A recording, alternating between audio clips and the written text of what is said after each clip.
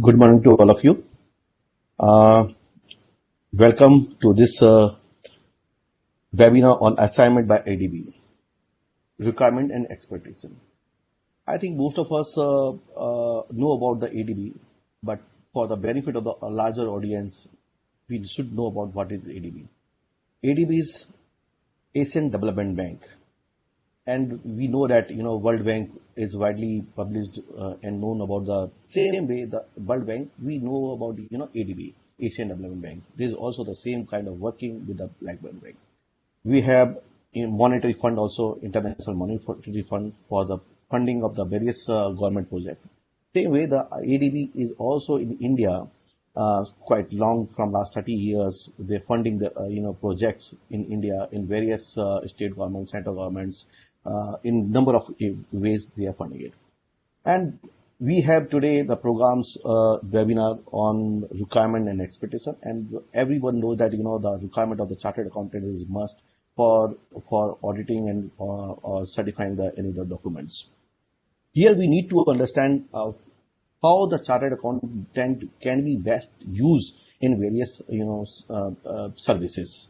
And that is why this webinar webcast is for all the members over here and know about what the ADB works, how the ADB assignments works, how the ADB is recruiting the chartered accountant, what is the selection process of the chartered accountant, what is the expectation of the chartered accountant, and we have all three dignitaries from Bisma, Hussain. So then we have the Pramod Kumarji, then we have the Krishnendu Sarkar, and a short name we knows him like a Chris. And just best about of the Bisma sir, I just brief you about the Bisma Hussain. Bisma Hussain is the Principal Procurement Specialist in the Asian Development Bank, who has been assigned the support of ADB operation in India from 2017 onward.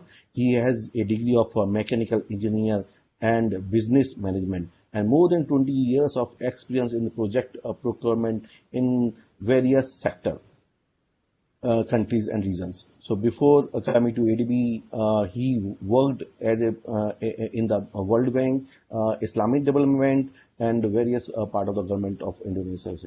So I welcome the Bisma Hussain sir for in this webcast. Then we have the another faculty dignitaries from the ADB is Pramod Kumarji.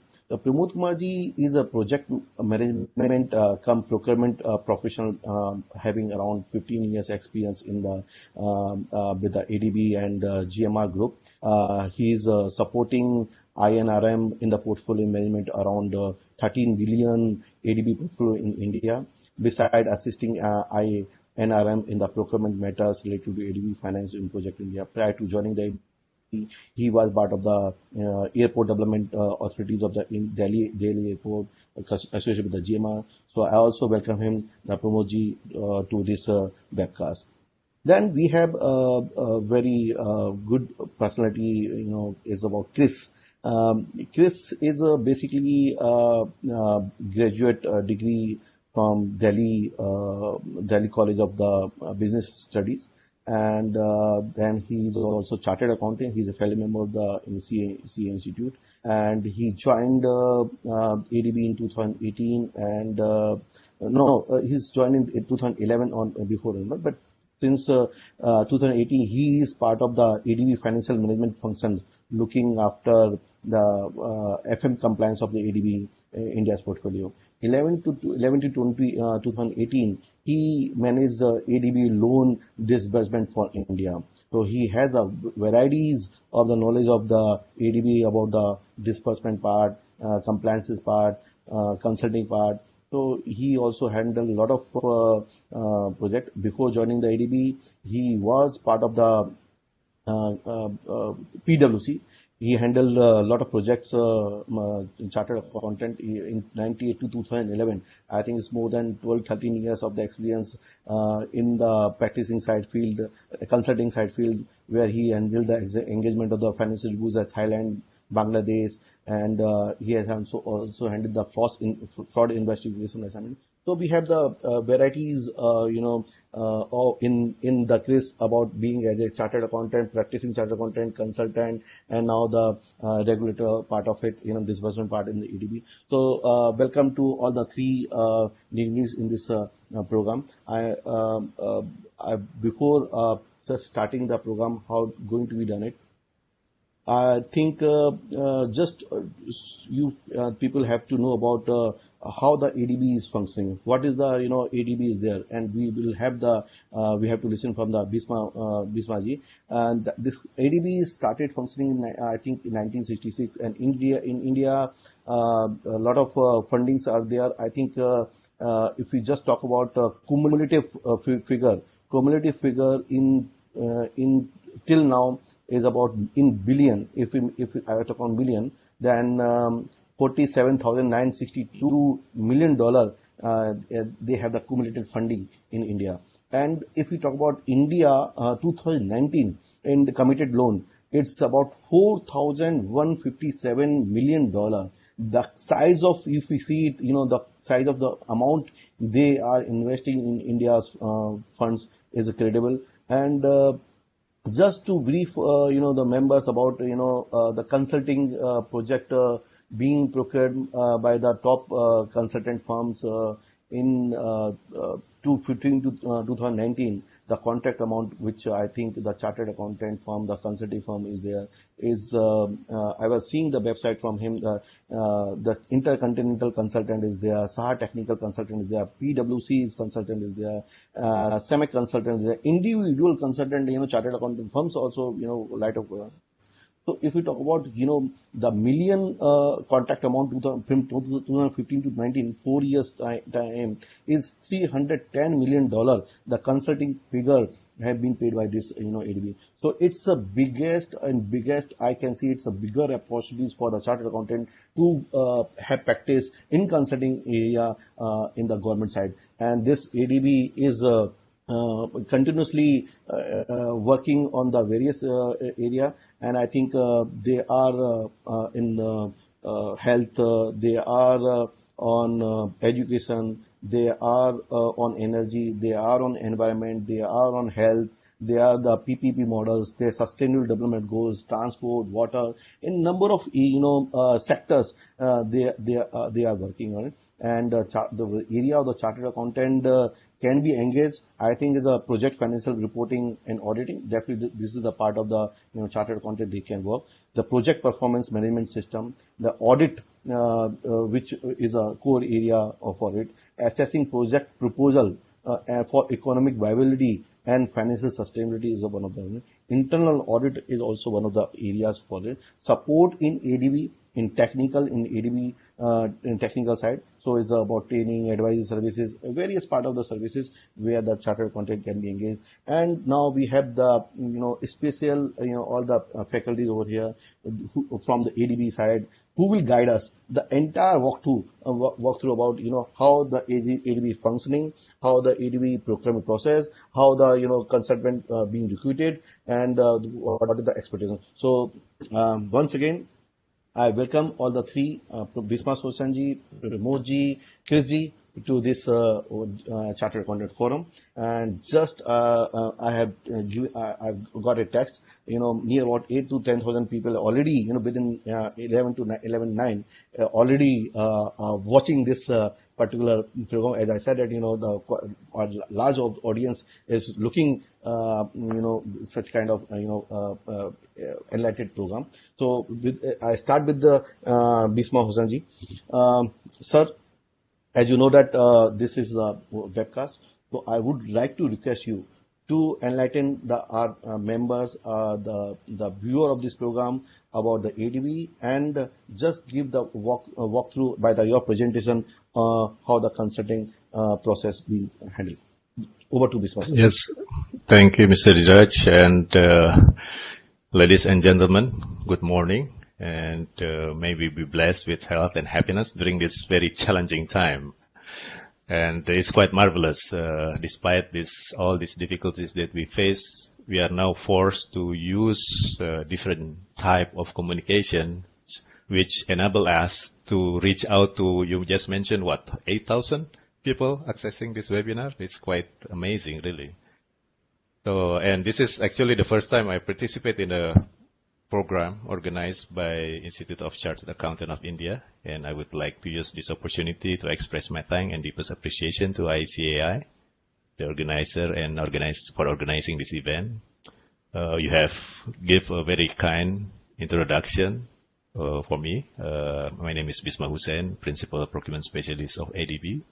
And hopefully during this very short time today, I would be able to deliver as whatever you wish to hear and know about ADB and ADB procurement. And I will use presentation materials if that's okay. Yeah, and I will share my screen, and bear with me because this is first time I use this tool. BlueJeans is quite interesting to use this tool. And we will try to cover several topics. We will give an overview of ADB through this presentation, and ADB operation in India, which you have already touched a little bit in your introduction. And again, as you said, you may want to know why you should consider pursuing ADB Finance Contract, and what sort of consulting opportunities are available in ADB Finance projects, and most importantly, where to find them. We will give you a few tips on how to prepare a proposal and win an ADB Finance Contract. And lastly, we will also give you a quick tour on the steps and process for selecting consultant. My colleague, Mr. Pramod, will bring you through these procedures. So now, bear with me. Let me try to share my screen if it is okay. And hopefully you can see my presentation.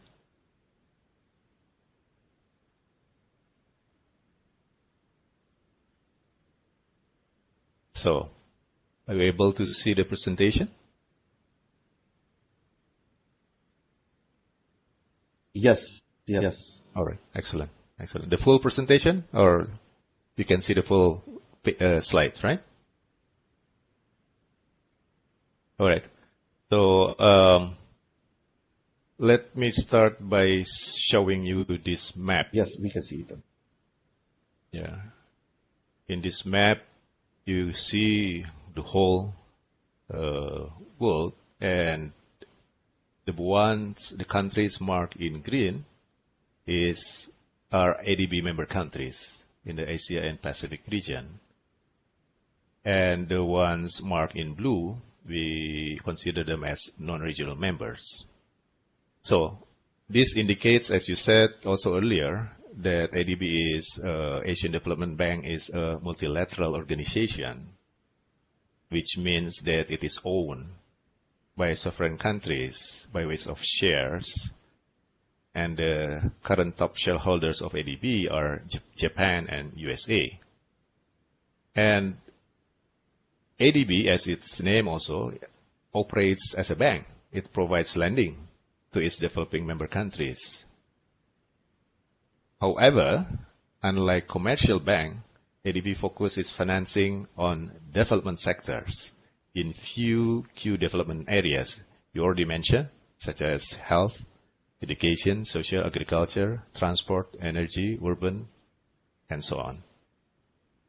So ADB is considered as a multilateral development bank, or to be precise, a regional multilateral development bank, as it focuses its activities in its funding on the Asia and Pacific region.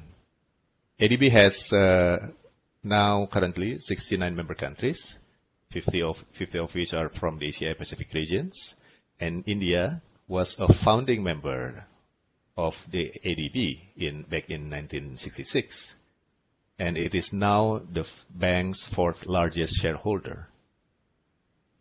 ADB is headquartered in Manila, Philippines, and it has resident missions in several countries, including India. ADB's operation in India commenced in 1986, and the bank remains committed to helping the country achieve its aspiration of becoming $5 trillion economy by 2025. And in this regard, India has been ADB's top borrower since 2010. Let me go to the next slides, which shows you some numbers that you have already also touched upon. Since its presence, ADB has committed to more than 200 foreign loans, totaling more than $40 billion. Cumulative loan and grant disbursement to India amount to more than $30 billion. And these were financed by regular ordinary capital resources and other special funds.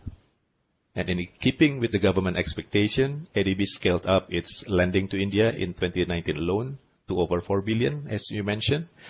And it was achieved also through a record-breaking sovereign lending of more than $3 billion by expanding our private sector operations also, which accounted to more than $660 million. And as of today, May 2020, ADB's active portfolio in India exceeds $14 billion in 69 ongoing projects and 6 development sectors. The number of contracts awarded in 2018 and 2019 alone are more than $2 billion and $2.6 billion respectively. As you can see in this pie chart, more than 60% of ADB financing are in transport, energy, and urban sectors. And in addition to the central government, the top borrowing states are Madhya Pradesh, Maharashtra, Tamil Nadu, Rajasthan, and Bihar, among others. And in total, ADB provides financing to the 23 states in India. So, going forward, ADB will specially focus on supporting the government's transformative programs, including industrial corridor development, national road safety campaign, support to micro, small, and medium enterprises, urban transport, including metro rail and rapid rail transit systems. I heard some participants also coming from those projects during this webinar.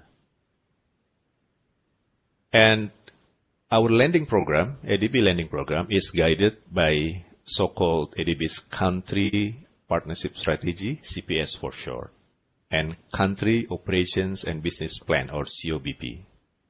You can easily find all these documents freely on ADB external website.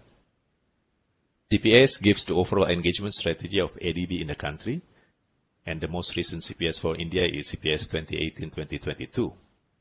It aims to support India in accelerating its economic transformation, where growth and opportunities are shared by all. And COBP provides detailed operation and business plan during certain engagement period. The most recent one is COBP 2020 and 2022, during which period ADB commits to finance more than $4 billion, so around $4 billion per year, in 6 development sectors. So, enough for the numbers. Now, but again, one of the most common questions of contractors, of consultants, or members of ICAI regarding ADB and ADB Finance Contracts may be, why pursuing ADB Finance Contracts? So the following slides try to capture a few top reasons. So hopefully you can see it clearly. On top of the reason why you should consider pursuing ADB projects or ADB contract is because considering the operation, the scope, size, and needs in the developing sectors across ADB member countries, as you see from the numbers, winning an ADB finance contract can open new opportunities in this fast-growing market. Once you win a contract, however the size, and perform well in that contract, you'll be known. You will show on the map in our system, and your services will most likely be sought after. So this is one. And funding in ADB finance projects, as my colleague Chris will also hopefully reconfirm, is pretty much assured. There will be minimum concern of the project running out of resources in exceptional circumstances such as current pandemic. ADB will put its best effort to provide supports, which may come in the form of additional resources to ensure that development objectives of the project can be met. And when you consider or start trying to participate in the selection under ADB Finance projects, hopefully you will find that procurement under ADB Finance project follows an internationally accepted standard, which includes also standard form of contracts.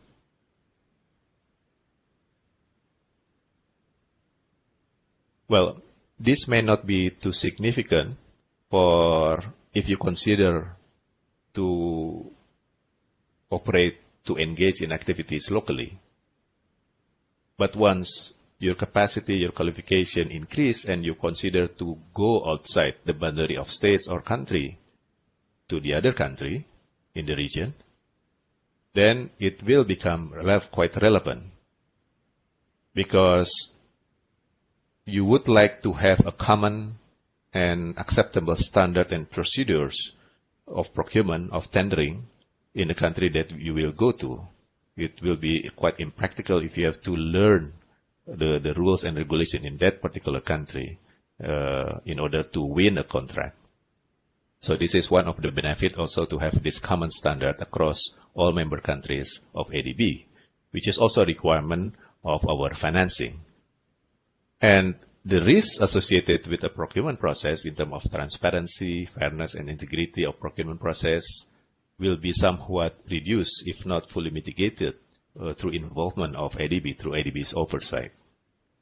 So these are the top reasons why you should consider pursuing participating in an ADB Finance contract. ADB Procurement Procedure is quite clear and concise. At least this is what we hope that you will consider as well. It is based on ADB Charter. We are mandated by our member countries to set up this process and platform in doing procurement. It's structured into the first and foremost the ADB Procurement Policy, which is a concise policy document approved at the level of our board of directors. Minimal changes, if ever considered, may be considered, but in all, since the policy itself captures the international best practice, it is somewhat accepted by our member countries. ADB procurement regulations at the lower level of the next level in terms of hierarchy provide detailed interpretations and instructions of the policy, which is approved at the level of ADB President. ADB also provides a standard template for bidding and selection of consultant for various scope of contracts. A total of 8 of these standard bidding documents, such as covering civil works, goods, plans, etc. And these standard bidding documents are accompanied by user's guide, which provide clear guidance on how to use or interpret clauses in these documents. And finally, we also publish a number of guidance notes which covers specific topics and themes in a procurement process, such as on strategic procurement planning, risk assessment, bid evaluation, price adjustment, abnormally low bids, and so on. So these documents are based on international best practice, which also involve in the step or in the procurement process itself a wide advertisement of opportunities, public bid opening, robust bid evaluation procedures, publication of results, process oversights by ADB, debriefing and complaint mechanism, and a robust anti-fraud and corruption procedures. And ADB's core procurement principles, as all entities basically are familiar with, of course, they will adopt the principle of economy efficiency for the best use of their resources. But as public entity, which are most of the clients of ADB are, then more attention also are given to the principles of fairness and transparency. And finally, we also reformulate and adopt two principles into our core procurement principles, namely quality and value for money. Quality here refers to the way the procurement arrangement is designed in order to ensure fit for purpose. Because nowadays we also realize that when it comes to procurement, there is no one-size-fits-all approach. It should depend on the type of project, the scope, and etc. And the principle of value for money allows us to look at both priced and non-price attributes and factors to determine what is required to deliver the most effective, efficient, and economic use of resources. One of misunderstanding people may have related to the role of ADB in ADB Finance Contract. Maybe some of you may think that ADB themselves will hire the contractors and consultants on behalf of the borrower, or even execute the execute the contract. Well, it is true only during the preparation phase of a project, before loan agreement is signed, because during that phase, ADB will support the borrower by providing technical assistance, and consultants hired under this technical assistance actually is contracted with ADB. But once the loan is signed and effective, and the project is implemented, all of these responsibilities in terms of procurement are on the shoulder of the borrower. So they are the one who will carry out procurement process, award the contract, and monitor the contract execution in compliance with the terms and conditions of the loan agreement, which requires that ADB procurement procedures is followed. So ADB will keep their engagement by providing supports and ensure that this is the case. We provide training, such as today's trainings also to the borrowers, and contract will be signed between the borrower and the contractors or consultants. So ADB is not party to the contract. This needs to be understood. So ADB will continue to provide support to the borrowers during project implementation, and contractors and consultants in the form of business opportunity seminar. In case needed, contractors or consultants can always reach out to ADB in terms of complaints, if ever that's the case, if they don't receive satisfactory answers from the borrowers. So this is basically to capture the role in an ADB finance projects.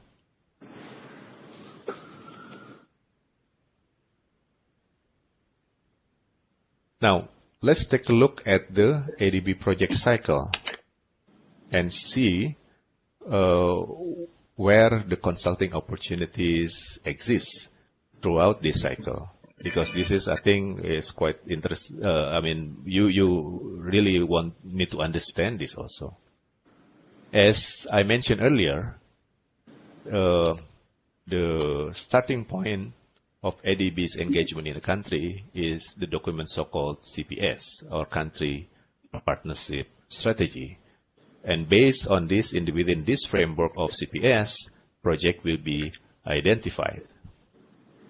And for preparation of the CPS itself, ADB will need the support or the help of experts.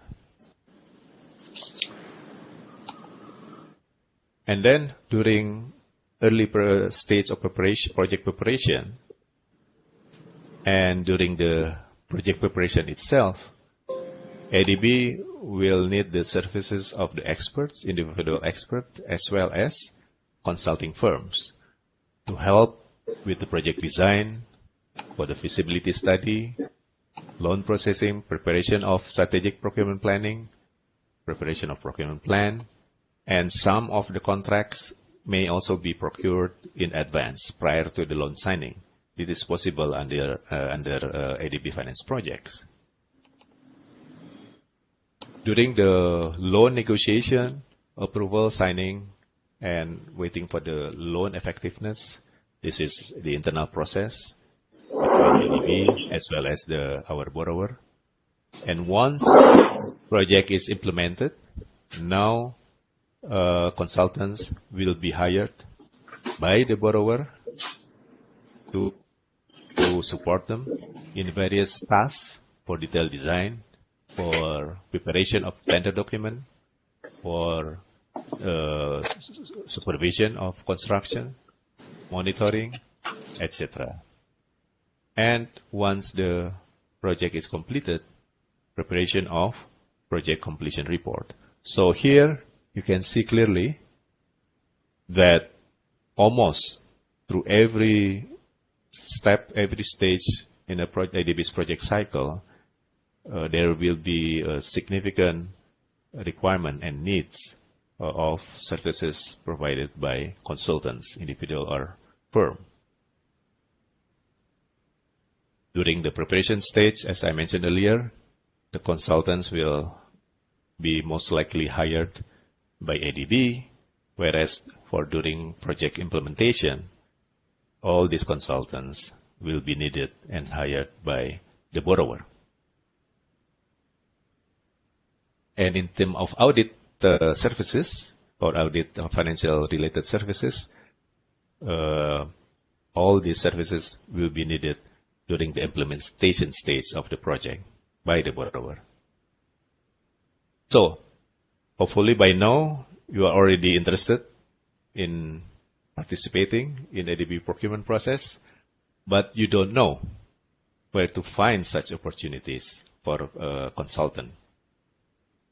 Now, ADB set up a website entitled CMS, stands for Consultant Management System.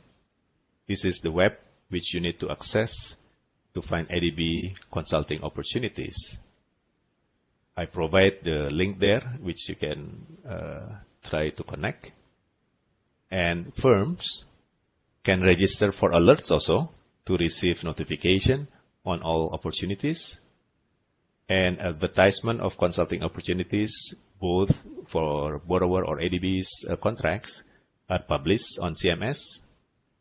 And selection process for borrower or loan consultant is done manually, whereas for ADB contract, it will be done through the CMS itself. So on this website, hopefully you can see it clearly. There this button at the lower part and top part of the screen is called Search Consulting Opportunities. If you click on that button, then you will see this page, which is CSRN or Consulting Service Recruitment Notices, all the ongoing advertisement that are still open. And you can use this filter field in order to refine your search. For example, if you want to search for audit opportunities in audit consulting assignments, and I type audit here and I do the searching, and it will show you these several opportunities that are open, mostly up till this month. And say, for example, you are interested in this financial audit for firm in Uzbekistan with engagement period of 60 months, man months. Let's click on that. And then this is what you will see. This is the CSRN or Consulting Service notification for that particular assignment in Uzbekistan. If you can see the information here, the type is for firm, You can see also the selection method that will be used is list cost selection, the title of the assignment, engagement period, the budget, etc. And yes, it is open up till May, I believe. Yeah. So this is one of the example. And then you can continue on by, if you decide that this is, you would try to participate in the shortlisting for this assignment, you can click on the Express Interest button at the top right corner, and then you need to fill up all this information, which is quite self-understandable. So this is an example of what you can do with this CMS, Consultant Management Selection website.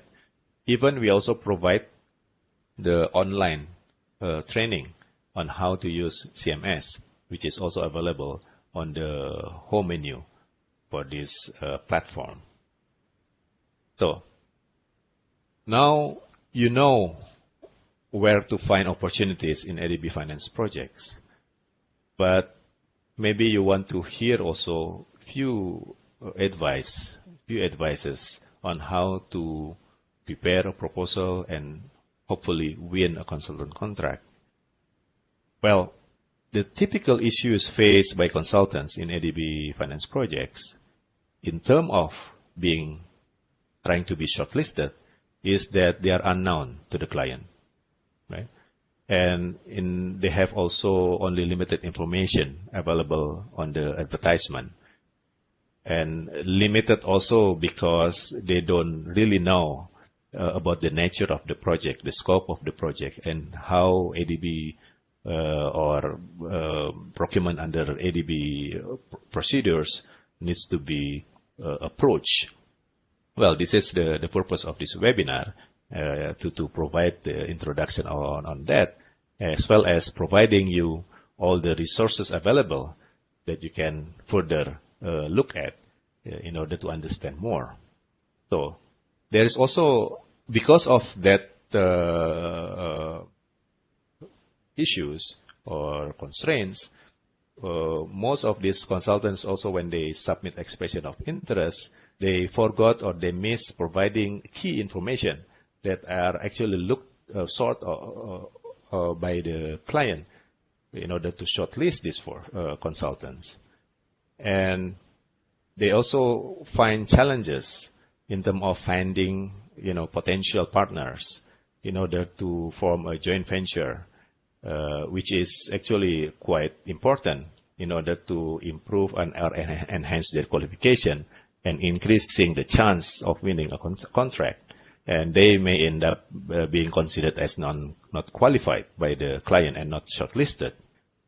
And last but not least, and in fact this is the most important part also in preparing yourself in participating in a ADB Finance project, is that you have to be familiar with specific policies of ADB, particularly related to eligibility, conflict of interest, integrity, and lastly, we also added what's so-called respectful working environment.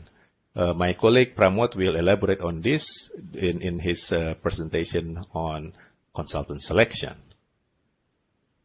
So, after you overcome some of these initial hurdles, what's next? Well, you need to also start by collecting all the relevant information.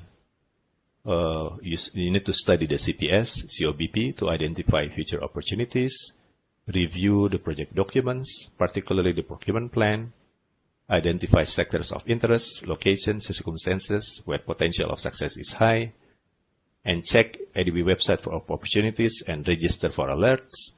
Look at past similar projects, including contract awards information, and also try to know your competition. You need to build your brand. You can visit Business Opportunities Fair at the ADB's headquarters, and later on, I think we will also organize it regionally. You can visit business opportunity seminars, BOS, such as this one, as well as other events organized by ADB Residence Missions in collaboration with the exiting agencies.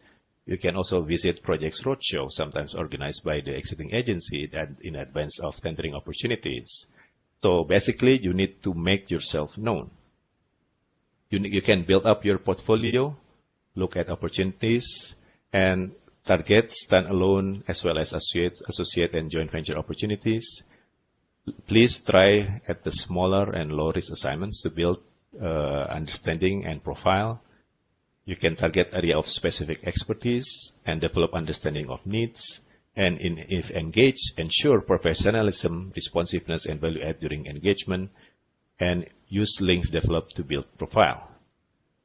So you have to understand the projects you wish to undertake and to make sure that it suits your qualification and experience. In terms of preparing a robust proposal, please study the standard document, what we call the request for proposal document, follow the instruction, form association to strengthen your qualification, and understanding the basis of on which the proposal will be evaluated. Please study the TOR, terms of reference, and employees' requirement. Demonstrate understanding of objectives, and provide tailored submission.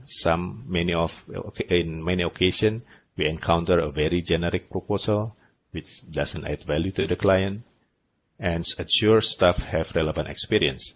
And do not add conditions to your offer, because that's also one of the reasons of rejection of a proposal. And wherever possible, please utilize employees from your firm instead of freelance experts, because we encountered also issues in the past in terms of commitment and performance with this type of experts. And last but not least, ask questions and contact ADB if not getting any response from the client. These are the common mistakes in terms of participation in the selection process. Firms or association or experts not from ADB member countries. There is potential conflict of interest in the proposal or in the submission of the experts which are not properly disclosed. Late submission, use of wrong proposal type. You include financial information in technical proposals which is not allowed in QCBS method. You prepare a proposal which is generic, unrealistic, and lacks of innovation. Failure to respond specifically to the client requirements. Non-compliant proposal. Rely on freelancer, as I mentioned earlier. Add condition in the proposal, and there is inconsistency between financial proposal and technical proposal. So please study the evaluation criteria in the RFP. And post-award, the real test begins, because that's when the contract execution, and you need to really ensure deliver high performance and quality of work. And if ever you fail in the selection process, meaning that you are shortlisted, you prepare a proposal, submit proposal, but not selected for contract award, you're also entitled of so-called debriefing. And debriefing is not necessarily to complain, no. But it's to understand the weaknesses in your current proposal and how you can improve and strengthen your proposal in future selection. So this discussion will focus only on your proposal, and you have the right to seek for such debriefing from the client. But in case you have some complaint, of course, we have a channel to do so for complaint related to the procurement process and complaint related to integrity issues. We have this link provided on the slides. And last but not least, we have all the resources on the procurement process and procedures that I just present during this opportunity. We have all the resources available at the tip of your fingertips. We have brochures, we have web business centers, we have face-to-face training, we have e-learning. And one of them, what you would like to access, is so-called ADB Business Center. I have the link here at the bottom right corner. And as you can see here, this website caters for everyone: consultant, contractors, governments, accepting agencies. And it covers some of the major frequently asked questions. And again, I invite you to take a look at this website. These are the links that will bring you to those resources. So on that, I will conclude my presentation. And maybe before the question and answer session, I will also ask my colleague, if time permit, to provide a quick presentation on the selection of consultants. Thank you, Bisma Hussainji, for very brief and very good presentation about the CMS. We really like that how the CMS is being used, consultant management system. You have also walked through the entire your ADB website. Everything's on the website. The chartered accountant, the CA consultant can go through it and can use the CMS website, and they will come to know about how to they engage it. And very nicely you cover that, till the loan is sanctioned, you managing the consultant through the CMS, and after that there's no responsibility. Everything has to be, by the board. So very nice presentation. Now we'll have to look upon the Pramoji. Before that, I also welcome my Vice Chairman, Sri Chetri. He was on another program. He just recently joined. So wanted to introduce to all of you. So now, before I'll straightforward requesting Pramoji to give your presentation. Good morning, ladies and gentlemen, and thank you. I thank ICAI for giving this opportunity, and we thank you all for having interest in ADB and its projects. I think Mr. Bisma has covered very briefly a very nice presentation covering all aspects of our procurement and our services. I will touch upon how procurement in ADB and finance projects related to consultant selection process is done. So I will share my screen for the same, and just sharing it.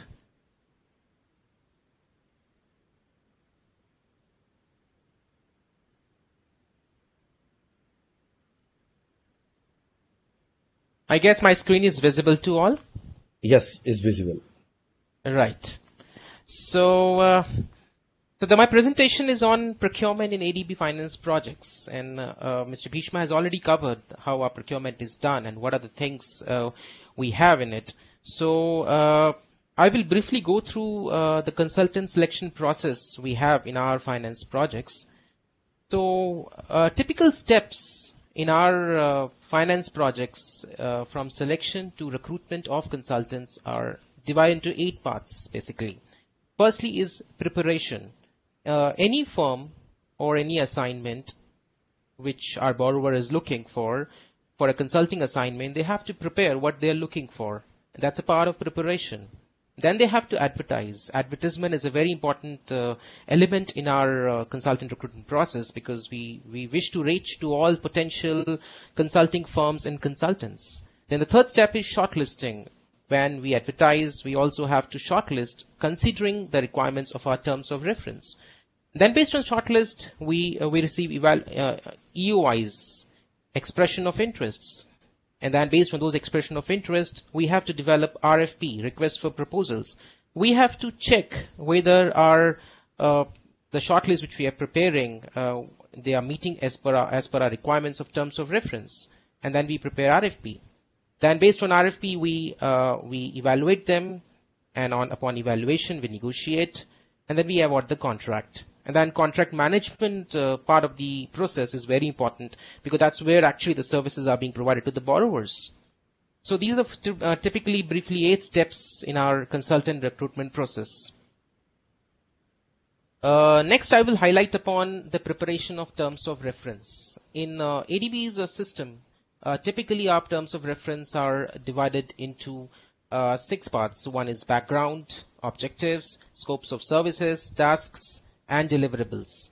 There's team's composition, which the client is looking for, the reporting requirements they have, the client inputs they have. This is a very important, because based on terms of reference, the potential consultants or consulting firms, they will they will bid out for this for the consulting assignment, and the clarity on this terms of reference is very important.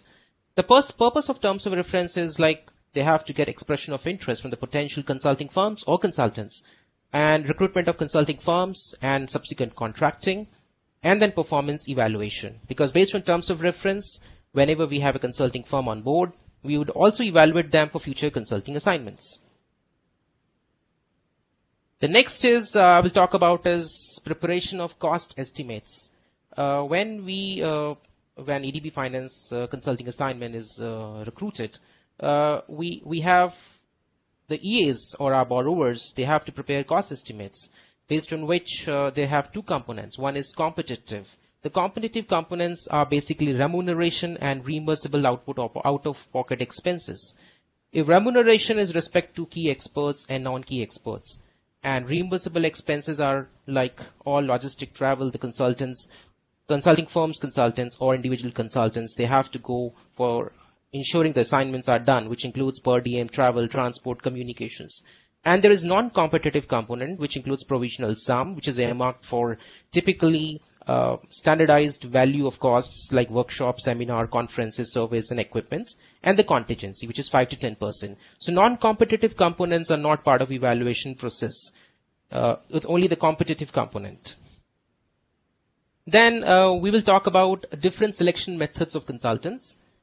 We have, as of now, 6 selection methods, and each of them has its own uses. Like first one is quality and cost-based selection. It's for well-defined TORs, highest combined score wins.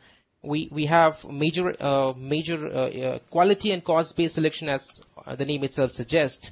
We are taking into consideration both quality and cost component in evaluations. Here in ADB we have 70-30 to 90-10 ratio, where 70 is for quality and 30 is for cost. And same way for 90-10, we have 90% weightage to quality and 30 for the cost.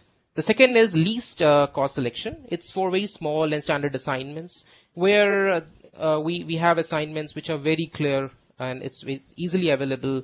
And I think cost is something which is a major element in our selection. So the clients who have such an assignments, they go for least cost selection. Here the lowest cost wins. Then we have fixed base selection, which is basically fixed cost based selection, which is well defined TOR, and we want highest technical budget wins. Highest technical input with the limited budget wins. Here, with the cost is limited to us, it's a fixed one, and we are looking for the assignment for the consulting firm which has highest evaluation in terms of technical inputs. Then we have a quality based selection. It's basically for more complex TORs, where we have assignments where the quality aspect is very important. Very complex construction and very complex assignments. For this, we have complex TORs and we need various solutions. Here is the highest technical wins. Cost is not a parameter in the selection process here. Then we have another selection process called CQS. Here it's little shortened. Here in like QCBS, what we do is the step is like we invite EOIs, then we issued RFPs. But here in this case, we ask for amplified EOIs, which means more detailed expression of interests. And it's basically for small and specialized and high qualified vendors. The other one is single source selection. It's basically for specific justifications, small assignments, and it's basically not encouraged in ADB systems. However, at times, in times of needs, and for very small assignment and specific justifications, this is also a selection processes our clients often use. Then I'll talk about types of proposals and contracts we have in our ADB systems. First is proposal type. 3 types of proposals we have. One is full technical proposal, which is basically complex. It's regardless of value. And it's where we have firms basically, and we give assigned weightage to the firm's experience and its presentation. Then we have simplified technical proposal, where we have well-defined TOR, but firm's experience is not that much weightage is given. Then we have biodata technical proposal, which is very simple, well-defined, and more weightage is for these CVs. Then we have different contract types. It has evolved over a period of time. One is time-based inputs, where any consulting assignment is just time-based inputs. The consultant will come on the services are basically time inputs. A consulting firm or consultant will have man-months, and they have to provide it. So it's basically input-based, a little complex, and time premium is there. Then there is lump sum, which is out-based contract or rate premium, like where for example, we are looking for a consulting firm to prepare DPRs, detailed project reports. For that, we look for a lump sum-based contracting modality. So that's where it is. Then we have performance-based contract, where the performance criteria are taken into consideration. Then we have framework agreement, where we have a framework agreement, and the same contracting modality can be used for frequent award of works. Then we have fixed rate. Then we have retainer and contingency fee. And now recently we have hybrid modality, which is basically a modality between time-based and lump sum, and both. Mr. Bisma has already covered. All our consulting assignments are advertised in CMS. Anybody interested, they register in CMS, whether individual or firm. It's easily accessible. All ADB finance consulting assignments, whether ADB's internal consulting assignment or whether ADB finance borrower administered consulting assignment, they are advertised in this website, cms.adb.org. The shortlisting, the silent features we have is, we have firstly expression of interest, where we receive proposals. It has less details. Then based on that shortlist, we give RFP, which is more detailed review of those proposals, and are seeking more responses from those shortlisted firms. ADB has specific policies on eligibility, conflict of interest, integrity, and respectful working environment. It includes relevant experiences related to TOR and the roles of firms and experts. We will subsequently have more discussion on the subsequent slides. Then also we'll talk about association of firms. Association is very useful at times where we want to bring some, when typically in a form of joint venture or sub-consultancy, it's form like bringing an expertise from other part of the country, part of the world, and that association is usually useful in that. In JV, all members sign the contract and are jointly and severally liable. Borrowers shall not force a joint venture association. RFP specifies if association among shortlisted firm is allowed, subject to prior approval. Now, we will talk about shortlisting specific policies. The shortlisting, we have some very specific policies. The first is eligibility, then integrity, then conflict of interest, then respectful working environment. In eligibility, ADB Finance Consulting Assignments, there was an eligibility requirement, which is that nationals of all ADB member countries, we have 68 ADB member countries. The nationals of those can participate in our consulting assignments. The second is they shouldn't be sanctioned by ADB or other UN organization. They shouldn't, if they are civil servants in government-owned management and owned enterprises, may be eligible, but then ADB rules out of any conflict of interest and other important eligibility requirements. Then we have integrity. We enforce highest ethics during selection and contract execution. Even our borrower finance consulting assignments, ADB project teams, they regularly review those consulting assignments. ADB carry out frequent missions, and during those missions they have interactions, they find out. So we enforce highest ethics during selection and even during contract execution. Specific definitions ADB have in its anti-corruption and integrity policy, which is like corrupt, coercive, fraudulent, collusive, and obstructive practices and abuse. And ADB has right to inspect in its all finance projects. We also ensure we rule out any conflict of interest, whether it's consulting activities, consulting assignments. For borrower finance projects, in all ADB review process, if we had prior or post review, we ensure that all our assignments are prior reviewed basically. So that means, or post reviewed basically, we review all documents, we rule out any conflict of interests, we rule out that relationship owners or legal representatives are not there, and that we carry out. We also have come up with a respectful working environment. We ensure highest ethical standards. We specifically prohibit any bullying, discrimination, harassment, misconduct, retaliation, and harassment. We ensure this across all our assignments and within ADB as well. Now, I think this is an important document. If anybody is interested, this is a very standard request for proposal which all ADB consulting assignments needs to have. Even our borrowers have to follow this. It's standardized. It's standardized after a lot of deliberations. It's a multilateral harmonized version. It has 8 sections. Section 1 is letter of invitation. Section 2 is instruction to consultants and data sheet. Section 3 is standard forms for technical proposals. Section 4 is standard forms for financial proposal. Section 5, eligible country. Section 6, banks policy. Section 7, terms of reference. Section 8, standard form of contract. So borrowers, it's a standardized document. Any borrower which will have it can edit Section 2, Section 3, and Section 7. So these are the things which anybody interested in ADB's finance projects, it's good to go through this document. And then we talk about how the evaluation is done. Once RFPs are distributed to shortlisted firms, we open their technical proposals. There is a proper technical proposal evaluation criteria. It's strictly reviewed by ADB, and borrower have to review it. Based on that, they have to do technical evaluation, and based on that, they give technical score out of 1,000 points. Then there is an opening of financial proposals, and then when that financial proposals open, then we have a combined evaluation of financial proposal and including with technical proposal and come up with a net score. In evaluation, we talked about the types of proposals, like one is full technical proposal, standard technical proposal, and biodata technical proposal.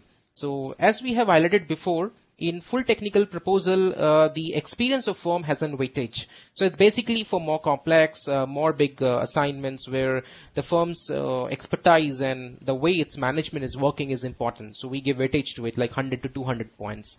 Same way, the methodology and work program and personal schedule has a weightage of 200 to 400 points, and personal 500 to 700. But as we go to biodata technical proposal, we have more of like biodata driven evaluation. So you see it's having 850 weightage in personnel, and we go to about standard technical proposal, our weightage is later reduced, say 700.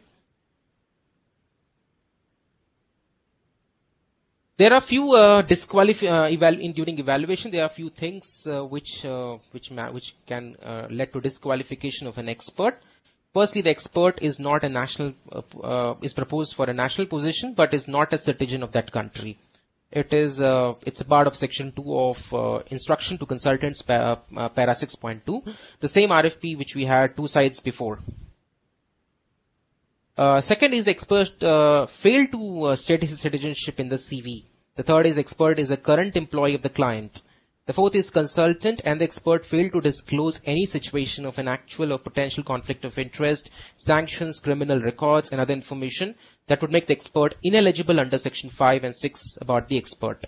So these are 4 things which can lead to disqualification, and as highlighted here, ADB ensures higher standards of ethics and transparency in the evaluation process.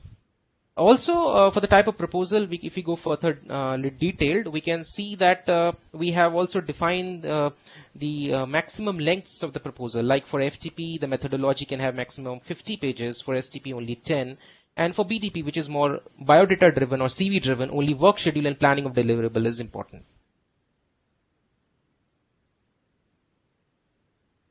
We will talk about now evaluation and examples of some non-responsive proposals, like no statement of conflict of interest. That is an important thing. And then not registered in ADB member country unless waived. Wrong type of technical proposal. And price information included in the technical proposal QSBS.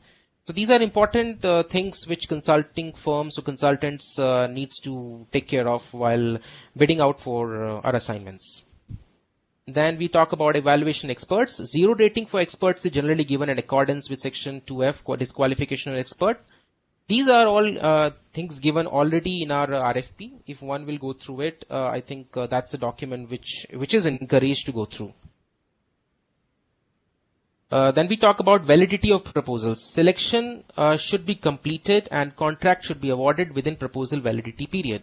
Extension of proposal validity may be approved with adequate justification. Request for extension of proposal validity should be sent to all firms submitting a proposal with confirmation of availability of all key experts. That's it from my side. I think this website adb.org/business/main is an important web link which anybody interested in our projects should go through. It highlights all the information and information for all consultants, contractors, or borrowers and EAs. So we encourage everybody to go through that. Thank you very much. Thanks a lot, Pramod. Thanks a lot, Pramodji, for excellent presentation about how the consultant being selected. Very transparent manner by the ADB. Entire selection 7, 6, 7 selection criteria you have already explained. I think definitely it's definitely clear the doubt of all the members how the, consultant can be selected in the ADB. Now we have the Chris, our own member. We would like to hear from him. So Chris, now your presentation, please. Okay. Good afternoon now. Dear Excellencies, colleagues, ladies and gentlemen, all professional friends, it is truly a pleasure for me to present on the subject on the assignment by ADB and its requirement and expectations. Firstly, before I start my presentation, I'd like to thank all ICAI officials, especially Mr. Dheeraj as well as Mr. Chitale, who have been pursuing with our office for inviting ADB officials, and they have been pursuing for a long time to give us this presentation. And I think it's time now that we need to engage in a more proactive manner and in a very periodic manner, in a very frequently we should need to be engaged, because we have to sensitize our professional members, those who are there.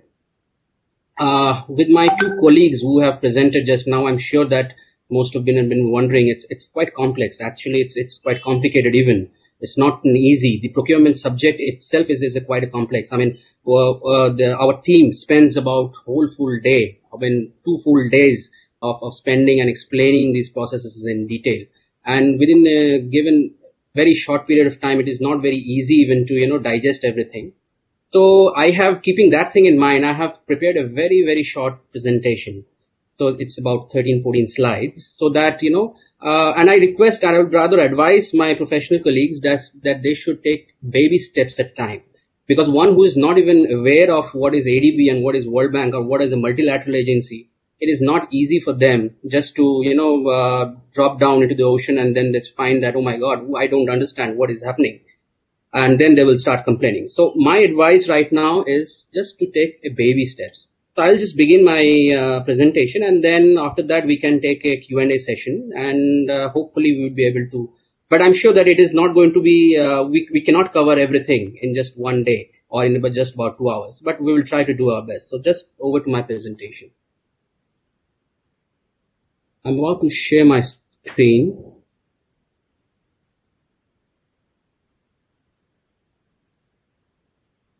Here it is.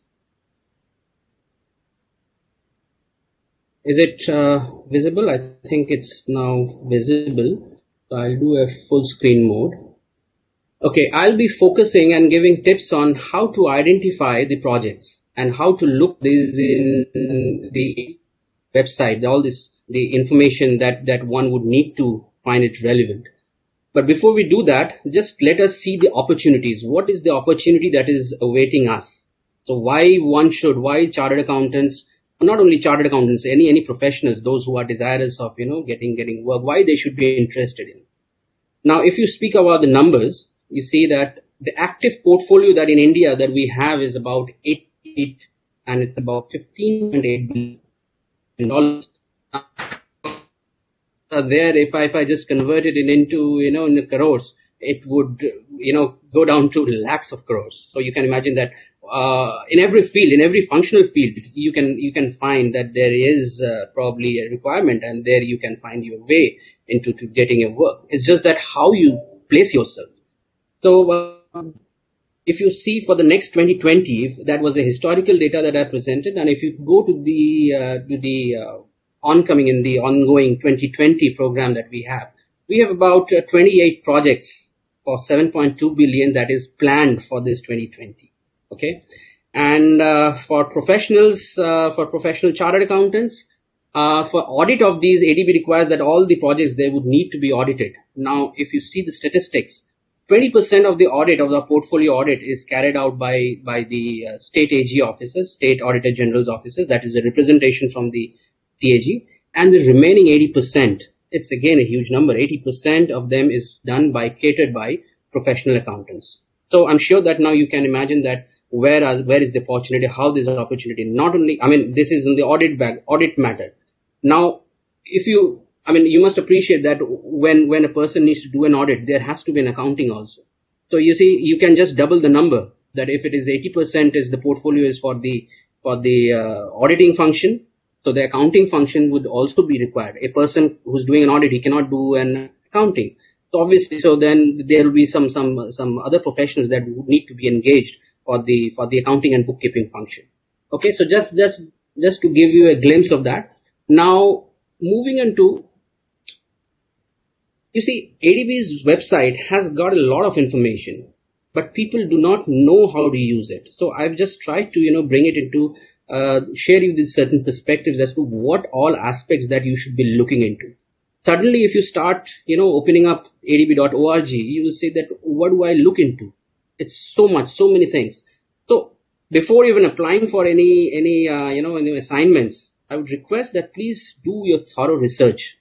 Ask your, in your firm or your subordinate colleagues just to find out, just to do a thorough research so that so that you can focus your energies as to where you should apply.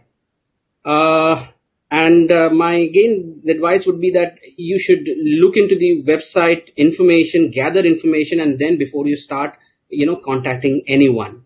This is the most recent page that I have shared. This is just as you type www.adb.org, it will just take you to this page. And if you click onto what do we do, you will give you a whole lot of areas that what actually ADB is doing, what kind of financing activities is into doing, what kind of categories that we are financing, what is the strategy of ADB in every country, so all those kind of information that is available here. And as I said, that the countries information, you just click on to the where we work, scroll down, it's just a screenshot that I've presented. You should look for the countries, and then the tab that you can look for is the projects and tenders and countries. As I already mentioned, that what ADB is procuring. So what is a procurement? What ADB is procuring? Is it only goods? Is it only equipment, or is there contracting services? So what is the volume of those services? That also, information that can be readily available. Also, I would like to mention about the ADB search engine. You see, like any other corporate, ADB search engine provides considerable amount of information. Okay. Of course, not everything can be available, but to a certain extent, if you are quite familiar with ADB's operation, then of course you can find, and where to look for, you can find such information. However, an alternate source, of course, remains the Google. The Google for information is, you just type in Google, and then you type in, for example, you type in Mr. Pramod's name, our previous speaker, Mr. Busain's name, or my name, and then ADB. It will just show you a result, and then it will take you to some of the link of the ADB. So, so these are the two basic sources of information from where you can start collecting information about ADB. If you are following any of the particular projects, just go to the project documents or tenders. There are various filters that are available in the left-hand side. If you see that by country, of course, those who are totally not aware about ADB's operations, then I think they should first look into the India as a country, and then by sector as to what is the opportunity, what are the sectors in which opportunities are available. And then here you can have a whole list of, the projects that is right now going on or is an ongoing, and it is also giving some status on whether it's the proposal stage, whether it is an approved, or whether it has been closed stage. So that status you can also you can obtain. One information which I'd like to clarify here is ADB's public disclosure policy. We used to call it as a public communication policy earlier, and right now we call it as access to information policy. It is actually quite very extensive. Now, why I'm saying it's extensive, because I have been interacting with a lot of other professionals. ADB is a multinational or is a transnational organization. A lot of people who are coming in and working in ADB, they have shared their own experiences. They have told me a couple of times that, look, in ADB, every information relating to a project is available on the website. It is even extensive than any other country probably that they are following. For instance, one Canadian gentleman, he has told me that Canadian government is quite open and quite in terms of liberal. But when it comes to ADB's information about the status of the project, it's quite more extensive. So that is why I'm saying that you should spend some time in doing research. Okay. You must know or remember, as soon as a decision is made for any project, that project can be at any in its project life cycle. It can be at any stage, whether it's at a concept paper stage, whether it's an approval stage, or it is an ongoing stage. You can know that. So for every project, there is a 5-digit number. So once that 5-digit number is, once a concept paper is approved, that the 5-digit number comes to the picture, and then you can track what is happening with that project at any point of time. So you just click on in the search engine, and you will get across all the relevant information as to what is the current status of that particular project. So it remains valid throughout the project life cycle. I just wanted to take you, let's say you wanted to find somebody for our colleagues in India. Let's say one wants to know what is happening in a rural road India project. So just simply come into the project section, just type in rural roads India. You will see all the results, that there are 2-3 couple of loans that you can see, tranche 1, tranche 2, or tranche 3. These are separate loans for the whole, multi-tranche financing facility.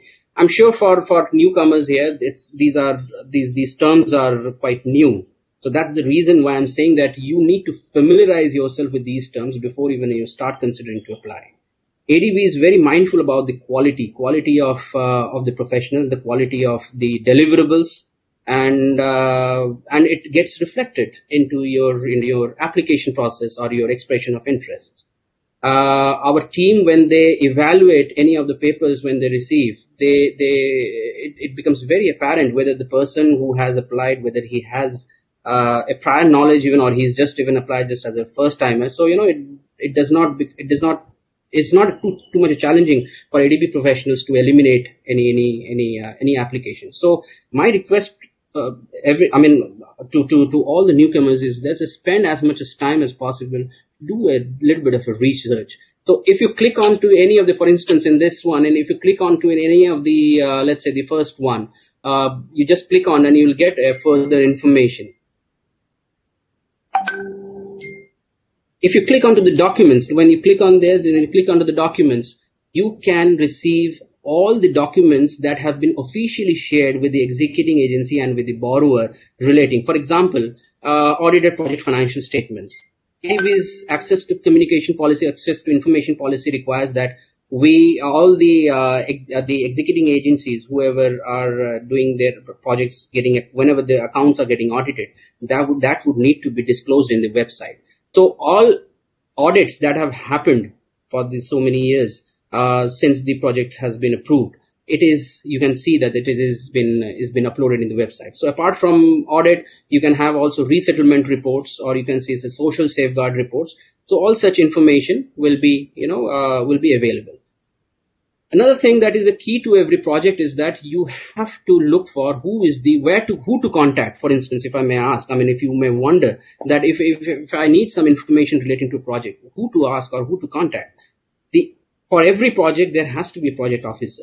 So you must look for the project officer's credentials and his coordinates. So for requesting for information, ADB is very clear in its website. It says that you ask for the request for information. So if you need to know any information, just click on and then ask the project officer. So the project officer will respond to you after considering, the validity of the question and then whether it is even, worthwhile to respond. But yes, he will definitely respond to you.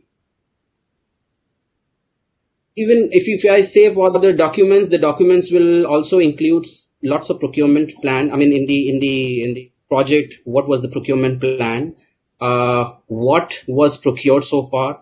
Who has, executed the procurement? What is the total value of the procurement?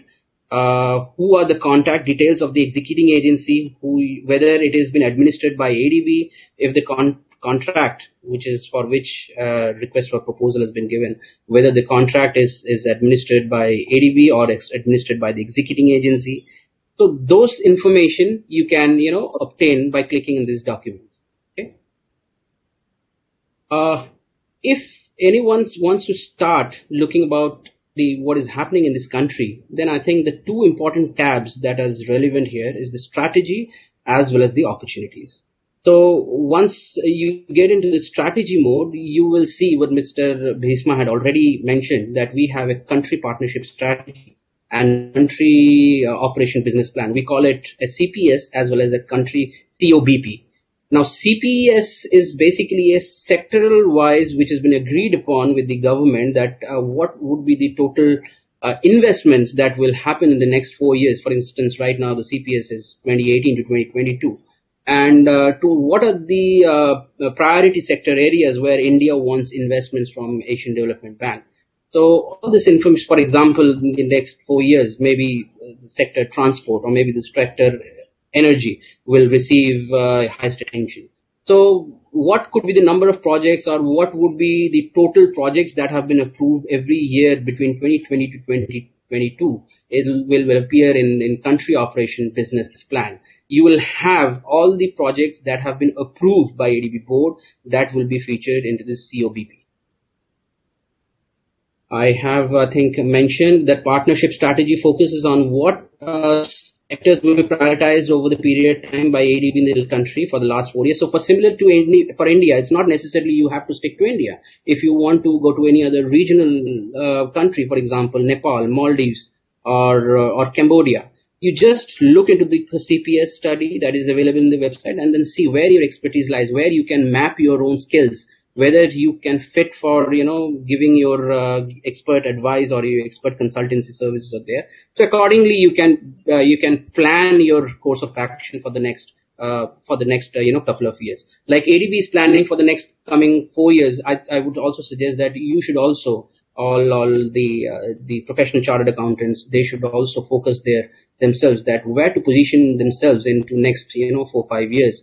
So what should be the priority and how they should mobilize their own resources, because capacity is quite limited. Capacity is the biggest challenge and biggest concern in ADB while working with the development sector. Well, you will realize, of course, while you are running your own show, you would know that how much difficult it is to employ somebody, to find a resourceful person or find a person who's even skilled enough to to do your job. So likewise, you just do have to do these basic studies that you have to do. Before I conclude, I just wanted to give you some key pointers. Develop, first thing before applying, you have to develop your brand name. Do not expect overnight results, and time is the key factor. And the more the time that you spend in understanding, remember that this is an investment that you're doing. Don't think that, oh my God, I can't spend this much of time in just preparing. So then I think ADB is not the place for you. You do not have the capacity then, I would say, to even cater to that. So you have to gradually build up that capacity. Do not expect overnight brand building. Do not think that, you are also jack of all trades. For example, some firms, they say that we are into financial management, we are also into nuclear power, we are into economics, so on and so forth. These things, when they come into into our expression of interest, they are very clear enough that there is no expertise. Okay. So choose only where you think that you can draw your resources, where you can actually channelize your resource, where you can do your best. Okay. The first step would be, again, just to see that register yourself in the website. There is a quick 10 minutes registration is also possible, but for working interest, and minimum it will take about 10 minutes to 1 hour to do a full registration of giving your own expertise, giving the credentials of information of all your experts who are working in your firm. You should know the rules of the game. Guidelines on the use of the consultants, which my colleagues have very briefly enumerated here.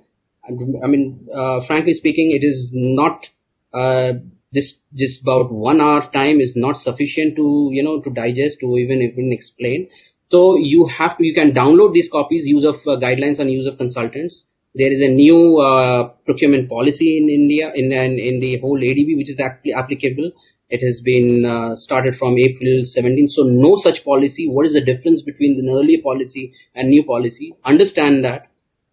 Monitor regularly. Involve your articles in your firm. Actually ask them to, do some sectoral kind of research on a daily basis, and then you obtain an update. You monitor manually, and then you can probably, have some application to program it in a manner so that, some of the opportunities, they just land up in your email so that you can evaluate. Because you see, you need only the proprietor or the senior member of the firm or the senior partner of the firm, he would have an experience to understand that whether he can, channelize his resources or not. So all assignments may not be even, relevant for him. So it becomes very, very important for you. That's the reason why I've been emphasizing in this presentation that you must do a thorough research. Know the country of where you want to do assignment. Better the country where you want to work is easier for you to position yourself. If you know the country, for example, if you've heard of Nepal, but you have never been to Nepal, if you have never worked in Nepal, it would not be easy for you to deliver. You must understand the dynamics of what is relevant in Africa. The dynamics or the political scenario or the economic scenario, and how would you, mobilize yourself in such countries. So those information will be invited. If you think at this point of time you do not have any of those, credentials, you do not have credentials, no one knows you, then I think my suggestion would be you partner yourself with certain entities who are likely to be shortlisted. So for that, you need to identify who are the firms in this country who are getting, repeated contracts, why they are obtaining those contracts while being, ADB's loan funds or grant funds are being executed. So what is the good about them? Try to find out about them, and then try to sell yourself, and then try to associate yourself with them. And then over a period of time, gather that relevant experience so that you are in a position to apply to ADB individually or in your own capacity. Okay. Prepare a very strong and responsive technical proposal, and for that you need years of experience. You need to understand operations of ADB. You need to understand operations of the multilateral bank.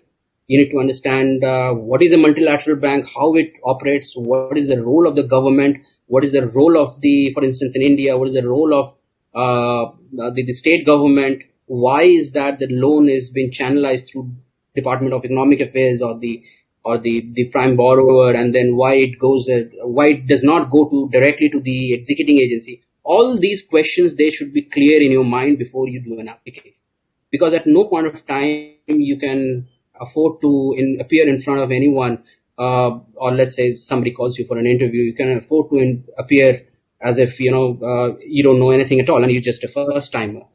So on those grounds, of course, nobody will select you at that point of time. Remember, ADB will not pay for its own valuable resources to train people. You have to find ways to train yourself. Do not expect that with ADB's assignments, you will train yourself.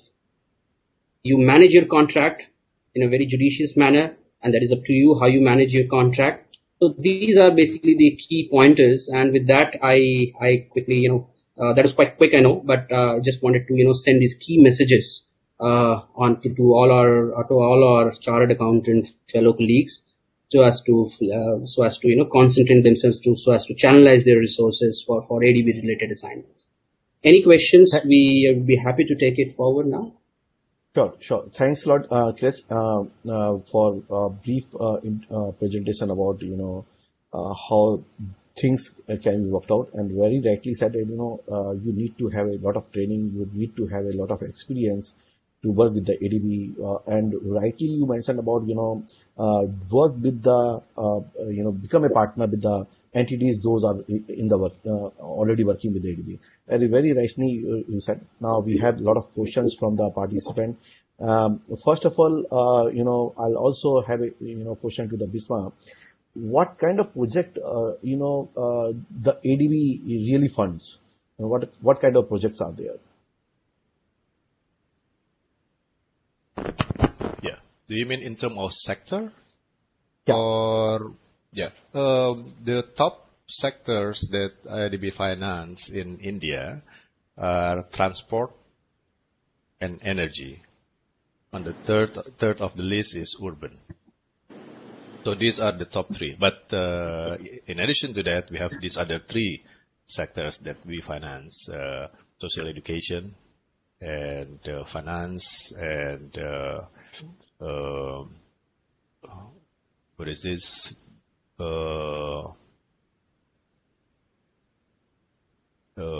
Human and education, basically. Okay. So, and So agriculture means as well. that, So, but the apart top three from one is are energy and transport. Correct.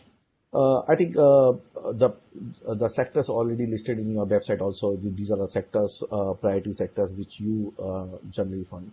What kind of facilities are being driven by the ADB? Like one is definitely funding to the various government projects. I think you also have a grant also. What ADB does apart from the giving loan, what other functionalities are in India? Yeah, the main thing, of course, the loan itself, right? Because we provide loans to the sovereign entities, the government, as well as later on there's a growing number of lending that we provide to the private sectors. In terms of grants, yes, we do provide grants, particularly mainly for the project preparation and some knowledge products that are happening here in India. For the project preparation, we deal with the government, and we deal with all these consulting firms to work on the certain particular sectors leading up to the main loan program or loan project itself. Whereas for other type of issues, we have technical assistance in various knowledge product within India as well in the regional. And this typically ADB will engage directly with all the consultants, individual consultants, as well as the NGO in some respect for that particular activities. Maybe Chris or Pramod, you can also add to that. Because again, for typical for India, maybe they have some specific activities also. Like Yes. I know, for example, Chris is work Yes. on with You the see, Department of Finance on certain activities. Yeah, actually, yes. You sorry, see, ADB. So, okay. Mr. Krish, you want to speak, please? Okay. I'll just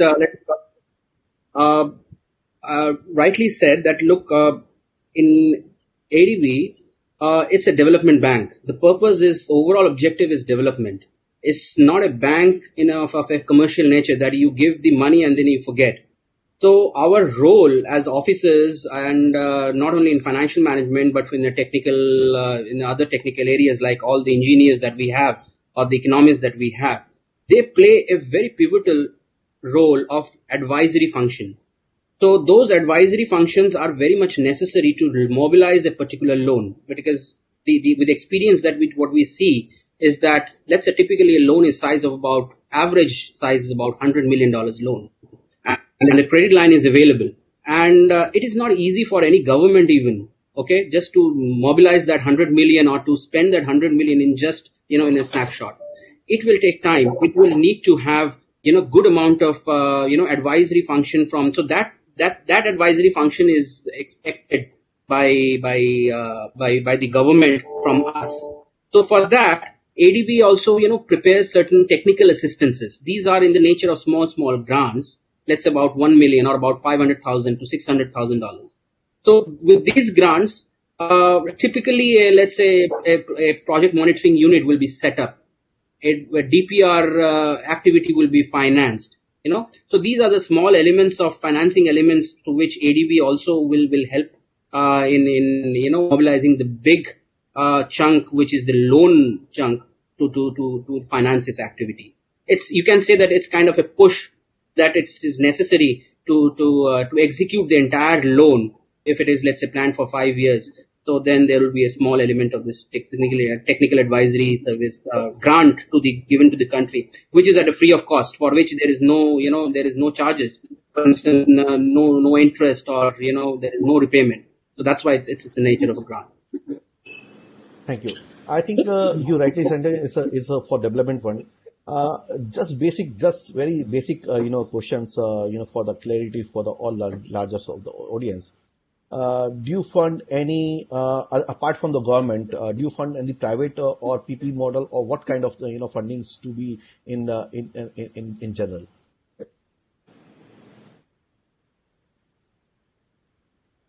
Ramoji. Yeah. ADB, like World Bank, has IFC, International Financial Corporation.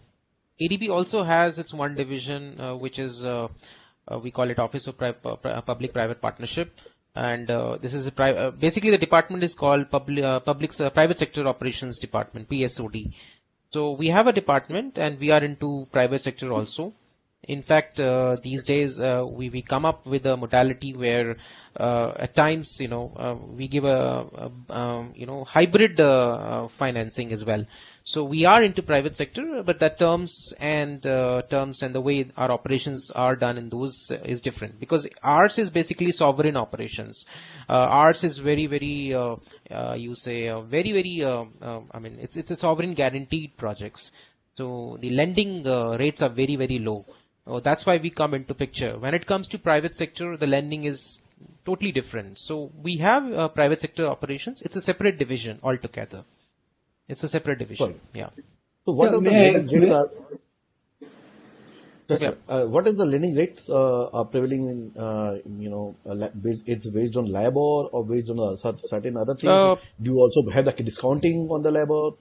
What are the sort of things? It's basically project specific, country specific. That's basically a discussion, but generally it's for like sovereign guaranteed, it's like 2-3%. For private sector, it's like 8% something. But this is all project specific, country specific. It's all because each project is separately negotiated and designed.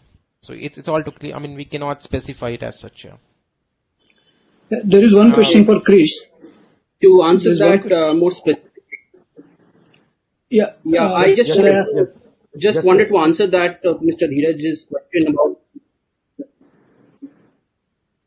Yes, because it was about the lending. You see, one has to understand that what is the lending modality here. The lending modality is available from our loan agreement itself. Now, what is the source of our lending? Is it an OCR lending or an ADF? Now that we have all combined into one capital with the OCR lending. Whenever there is an OCR lending, because these are, ADB internals also is, borrowing at a very competitive rate. So when it is a market driven rate. So the LIBOR is the prime element, and on that LIBOR, we also allow certain, the discount which varies from every 6 months.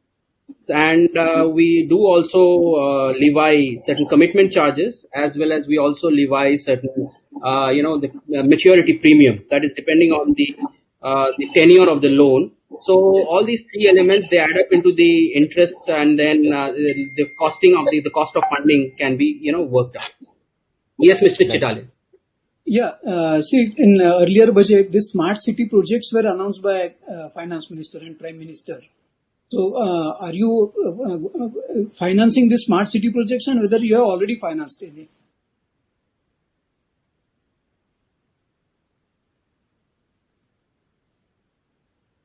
There was a budget announcement about this smart city project.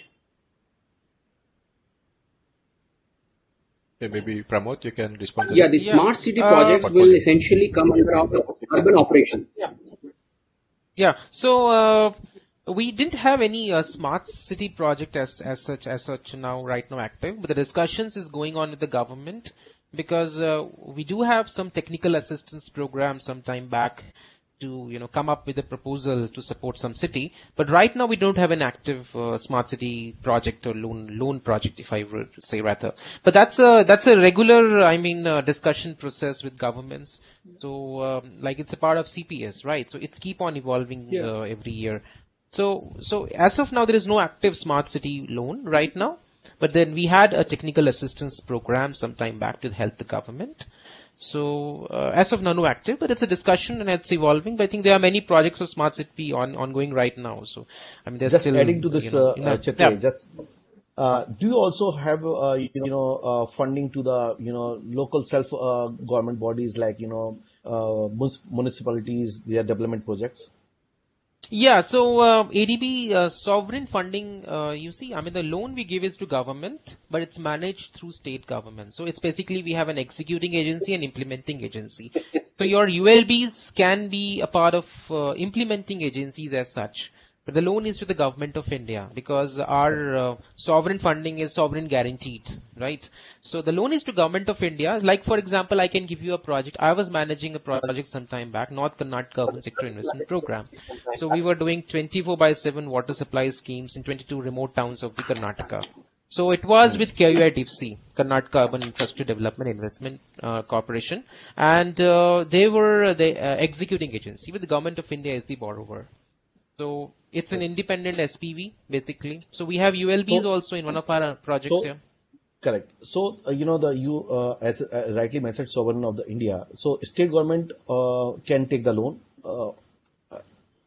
State government can be part of the selling of India? State government. This all process of discussion is managed through government of India.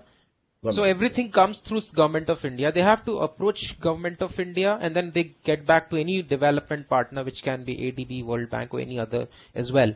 But then this is a consultative process. Sometimes some agencies we are already involved with. Like we have many agencies where involvement is like 20 years, like in Kolkata and Karnataka or Rajasthan. So it's a consultative process. They approach central ministries, central government first, Ministry of Finance. Yeah. So what has been the focus of the ADB's activity project in India? Sorry? What has been the focus of the ADB's activities project in India? So we are in many sectors right now. Like with this, we are majorly in urban. We majorly in transport and energy sector. In transport, we were into rural roads. We were in state roads, national highways. And in energy sector, we were more into, we had a solar rooftop program, which is for renewable energy. We were in rehabilitation projects for energy, for transmissions, etc. We were in urban sector where we have interventions in water supply and sanitation and municipal reforms also. We have also come up with health and skill sector. In health sector, I think recently ADB processed 1.5 billion policy loan to Government of India for COVID-19 response. So it's an evolving thing. So we are in many major sectors, but our major sectors right now is, as Mr. Krish and Mr. Bisma already pointed out, it's in transport, energy and urban. They are the three major sectors right now, but that's evolving. Our interventions in health sector is increasing slowly as the Government of India demands more of our support in that sector. Yeah. Okay, good. Mr. Krish, you may like to add something on this, yeah? Yeah, if I supplement Pramod here, it is basically very evolving, yes, correctly said. One would definitely need to go through the... audible? Hello? Yeah, sure. Okay, one definitely would need to be, pay attention to the country partnership strategy, because during the preparation of this country partnership strategy, this is done in a in consultation with the government, has to take place. So accordingly, ADB will also plan to mobilize its resources for about next 2 to 3 years, about 4 to 5 years. Okay. So there's another question is that how the partners of a particular project are being selected, especially those related to the maintenance of the account and those required for maintenance of the supervision on audits.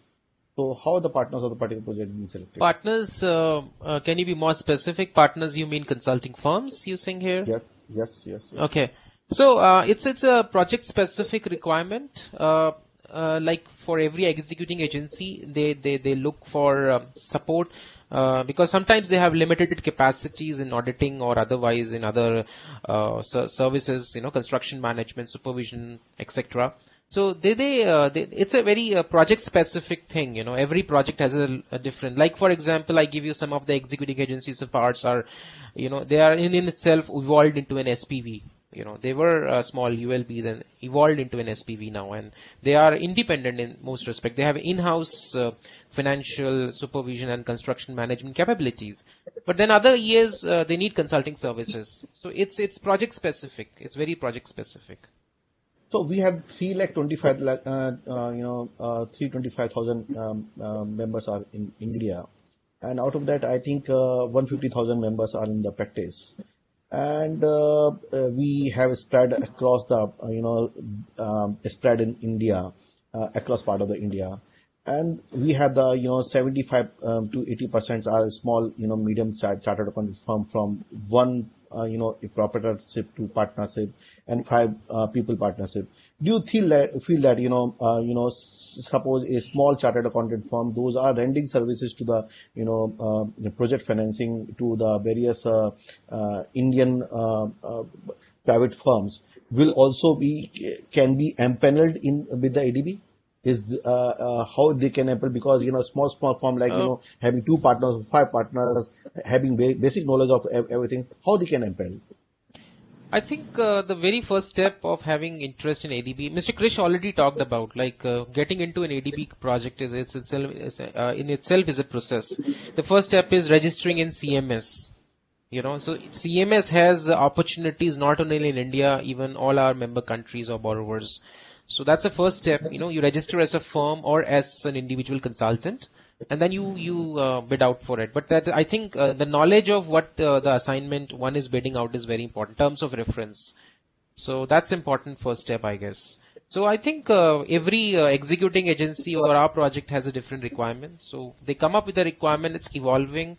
Sometimes you may find that there are more requirements of supervision consultants rather than sometimes you will find more of an auditor. So it's very evolving thing. So I think CMS is the first step. Registering it, getting, going through those guidelines and anything, any questions you have, they can get back to us. And that's the first step. That's the very first step actually. Yeah. Mr. Krish, you may like to add something on this? Yeah.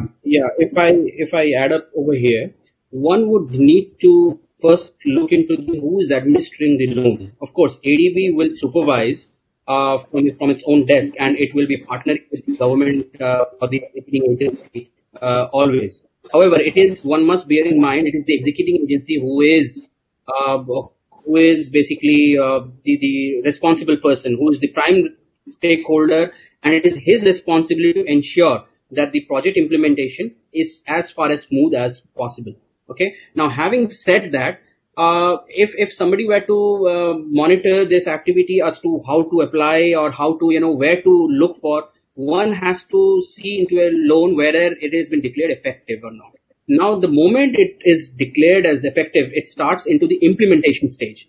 Now, during the implementation stage, the planning activity has already occurred. So, whether there is a provision or is an opportunity for a private firm to do an accounting job or not, it is very much available during the project processing stage. So, in the project processing stage itself, one has to design the project in a manner so that, there is a provision for appropriate consultants or an appropriate equipment that should be mobilized now. So once, project starts into an implementation stage, it is it becomes a bit difficult or becomes a little bit challenging, unless, of course, the circumstances warrant that, look, the financial management activities are not in a manner that it should have been. Then probably some reallocation, because the allocations have already been happened during the project processing stage. So one would have to do into reallocation activity, and it would get into another, I would say a bureaucratic process or a process of within the government, and which can take some time. So during the processing stage, it's a very important stage where the project officers need to identify and understand that what are the issues of the previous project. So accordingly, he may design in a manner so that the provisioning of the consultants can be there. So once it is decided that it will be financed from the loan, then it will enter into ADB's desk for ADB's advisory for procurement, let's say. So at that time, we can play a very key role in selecting the right person, whether he can be a fit or depending on of course, the bid or depending on the expression of interest that they have given, we can come into the picture.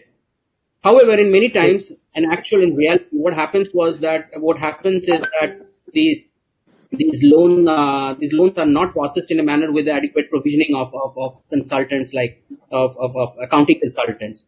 So then the government will employ by themselves, because accounting has to be done. It's more of in a government operation, it's more of a kind of tick box thing. So they will employ somebody and with a least cost method, without getting into you have heard that ADB is so many ADBs, you have so many processes, and also those processes, those procurement guidelines are totally been bypassed. So then the government will have its own say over there because it's not been financed.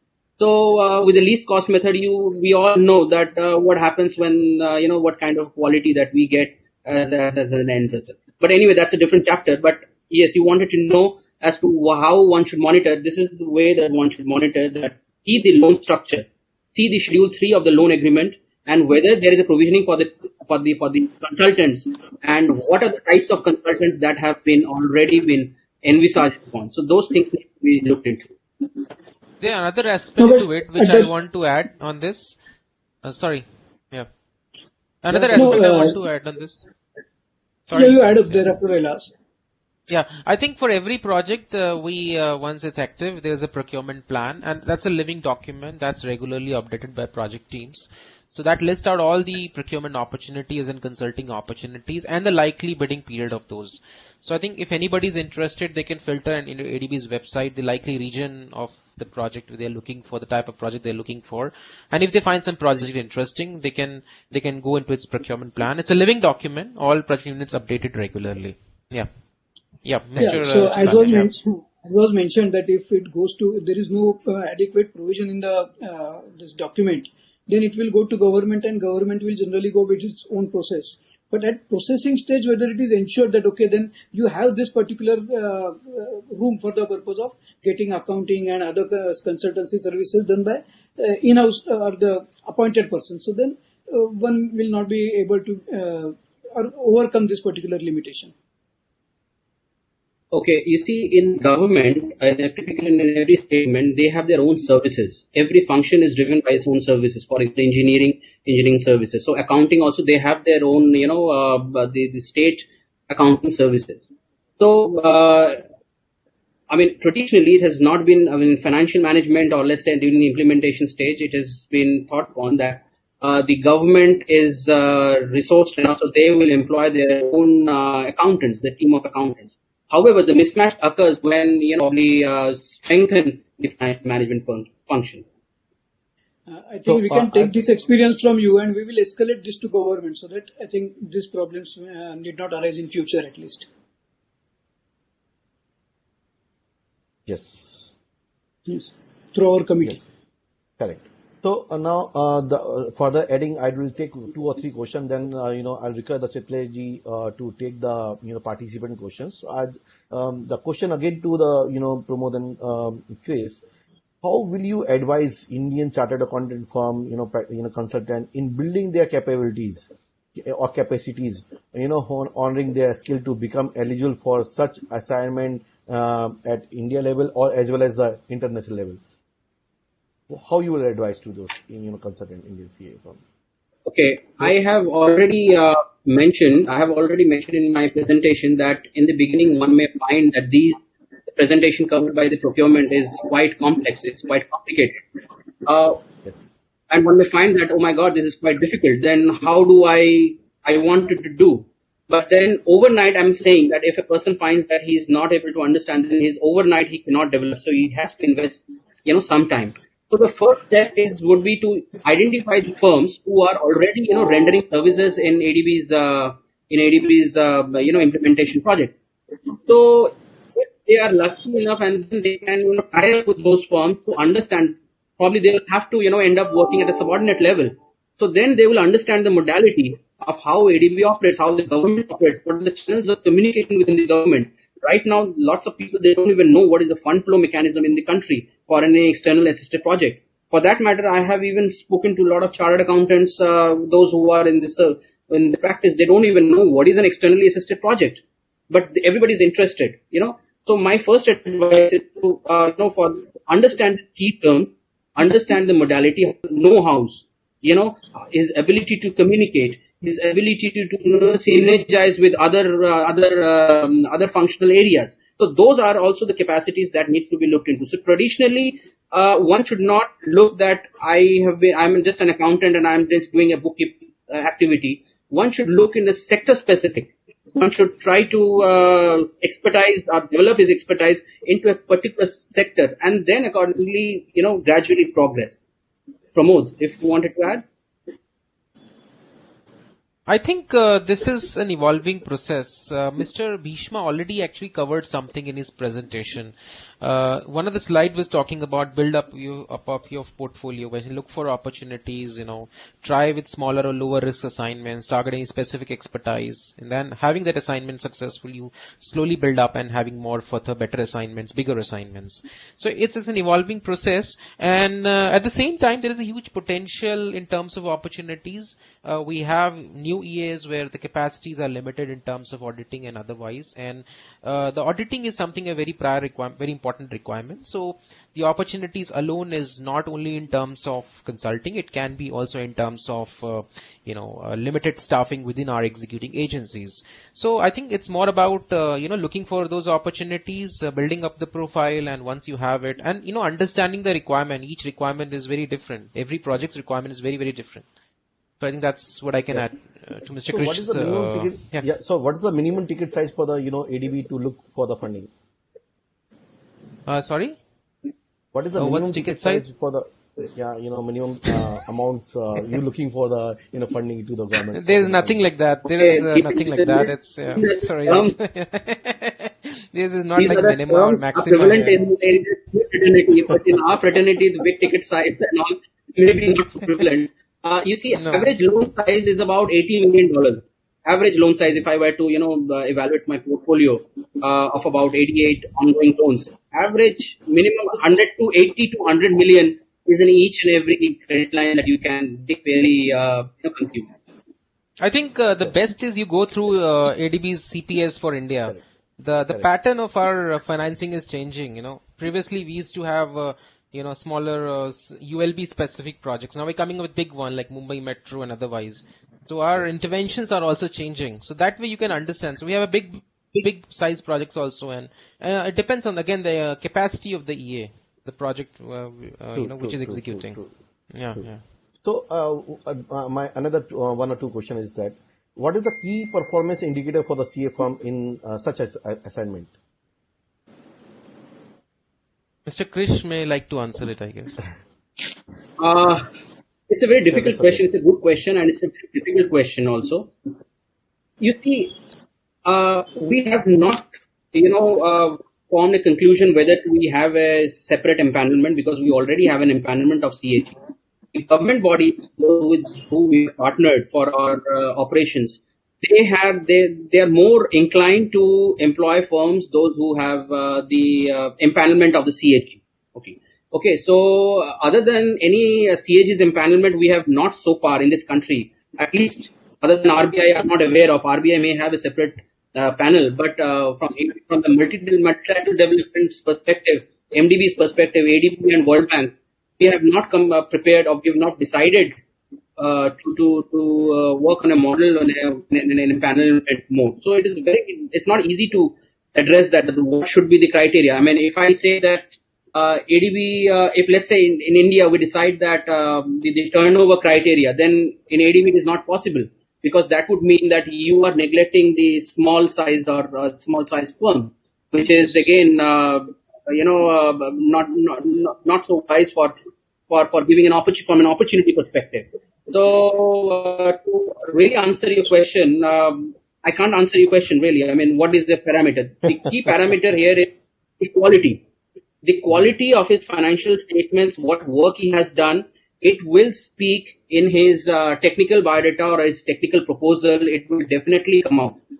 A person who has work and a person who has a considerable amount of experience. For instance, I will straight away say that a person who's just a 5-6 years of post qualification, it is not wise for him to just apply, because where the counterpart that you have when you deal, it's a joint secretary or a secretary level, or let's say a very mid-sized mid official of a government who is very senior, he would not probably prefer the person or the deliverables which are coming out from a fairly junior person. So then the criteria that we are setting up in at least in FM function is that at least 20 years of relevant accounting and auditing field. So you can say that at least 15, 20 years one should look for, have a fair degree of maturity, have a fair degree of attestation function that he has done in the past, and the sectors or the segments in which he's operated. So those are the prime criteria I would just mention in this question. Thank you. So last question to Chris, from my side is, what are the external factors which CA firms should keep in mind while submitting the audit report? I think I have heard you a lot on the auditing side. Some issues were being, so just for indicator. So what external factors should be taken while submitting the audit report? Yeah. Okay. The external factors could be many. His geographical reach. A person, let's say, sitting in Kerala, and if he wants to do something in Jammu and Kashmir, and if he just desires that I want to do, it is next to impossible. So he might look for alternatives for a collaboration with somebody or a firm. First, he needs to understand who is my executing agency. The executing agency is the key person, because from there, the advertisement for work or for any expression of or for request for proposal will emerge. It's not ADB, because you see, these are owned by government. The loan has been taken by government. The government will be the one who will be deciding. We are merely there to advise them if requested upon. So the external factors could be the geographical, where he is located, his own capacity, his own size, whether he is adequately manned, whether there is enough number of resources that he can deploy for the activity, and see the size of the from FM, see the size of the balance sheet to what he's talking about. Accordingly, then he may approach for any assignment. Good. I think you have covered a lot. But last question is that, while you have seen a lot of audit report, any advice to the chartered accountant firm, those are currently doing the audit of the, ADB funded project, any sort of which need to be covered up? I will only emphasize that first understand the operations, first understand the fund flow mechanism, and only then attempt to get into the attestation function, giving an audit report. Because we don't want an audit report which is totally disconnected, because the concept of project cost has to be understood very fairly. What is the counterpart funding? What is ADB's role? What is ADB's, what are ADB's guidelines and regulations? Without knowing such things, it is, I would not advise anyone to, attempt for applying for ADB assisted projects for any activities, or at least for attestation function in financial management or account. Chitraji, any question from the participant, please you take up. Yeah, particularly 2-3 segments have come. As far as these 3 gentlemen have made presentations, and let me inform each of them that audience has liked very much your presentation, very condensed and very apt. So whether these presentations are shared with our committee so that we can give that's a recorded yeah. Chitli Sahab, there's a recorded thing and No, will be uploaded. No, there is a question, that's what I asked. There is a question for. Yeah. So yes, the committee would be having these presentations and we would be happy to share. And I think that will serve also the purpose in a small measure of homework which Krish is hammering, and definitely we will share. Secondly, see, for the purpose of seeking this assignment, experience is also considered as one criteria. So for a small firm or a medium firm, they may not have this experience, and these firms are abundant in measure. So what will be the recommendation that they get experience? Or it was explained that yes, a study is required. With that study, one can also qualify for being considered as for any role in the this particular arena. Apart from that study or research, I would say if one finds that they do not have that adequate experience because it's a newly formed firm and all, Yes. so then I think one should look for the firms who are already doing it and try to collaborate with those firms, not necessarily CA firms, because there are other project management consulting firms, those who take the activities of financial management as well. So try to play the key role there as an accountant or from FM activities to be there. And so now these days chartered accountants also, portray that they are economists and all. So if they are good in this economic study, so they can approach their firms, they can show their work, and then but they have to do that by themselves. They have to, with their own network, find out the relevant contacts and then approach those firms. And then those firms also, believe me, they look for good individuals. They also have, there's a dearth of, the skilled professionals over there as well. There are many times they ask us that, do you know anyone whether, we can have this PCR to be done, and we need a good professional chartered accountant rather who can do, because there is a financial statement which needs to be commented upon what has happened during the lifetime of the project. So, so at that point of time, a CA should, a practicing CA, should shed away his inhibitions by saying that, no, I want to do it everything by myself. No, it's not that. So he should be open to collaborate with somebody else, those who has the contract, and then probably with a mutual joint venture, they can do the study, and then they do both. Yeah. Thank you. I think that will definitely answer the question about experience and gain much confidence in the audience who have no Yes. experience. Maybe these routes are available, so their doors are not closed.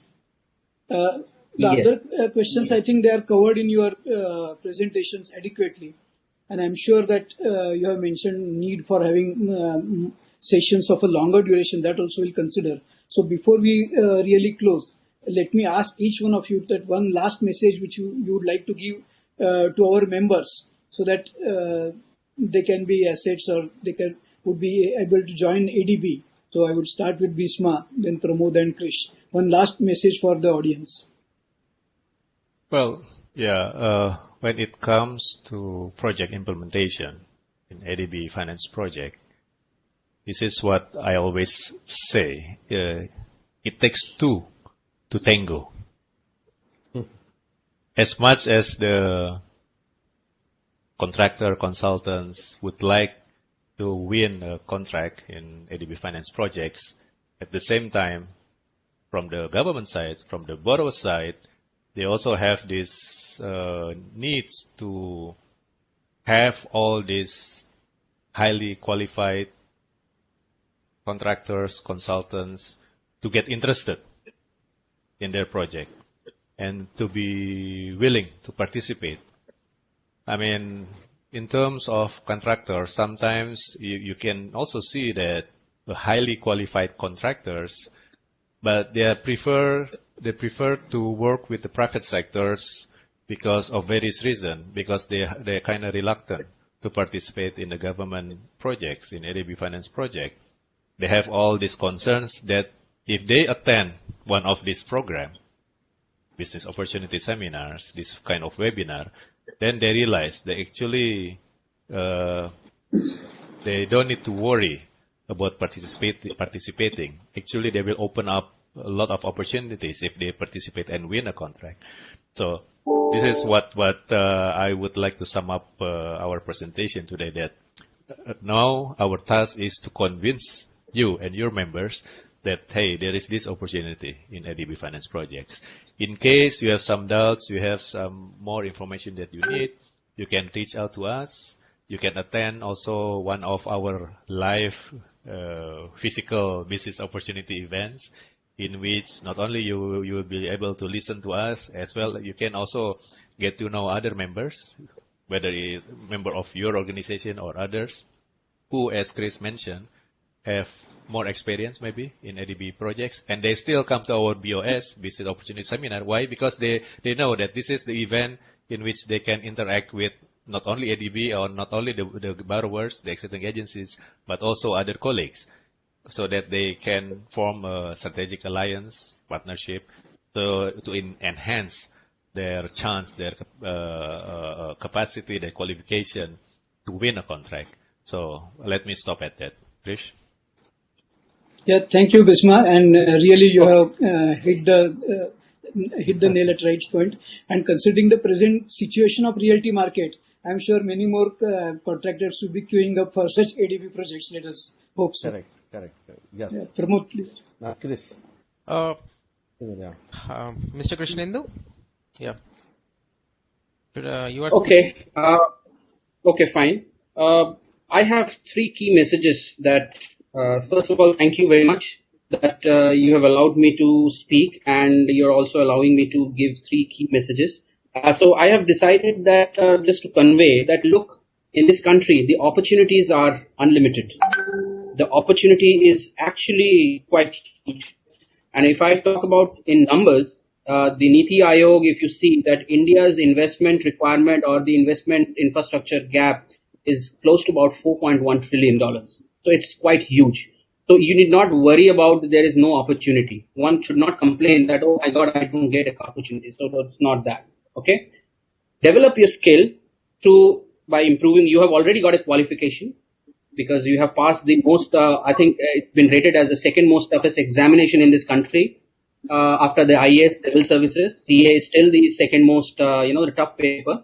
So you have already attained that level. However, do not feel complacent. Improve and work upon your communication skills, writing as well as verbal communication skills. That is very important.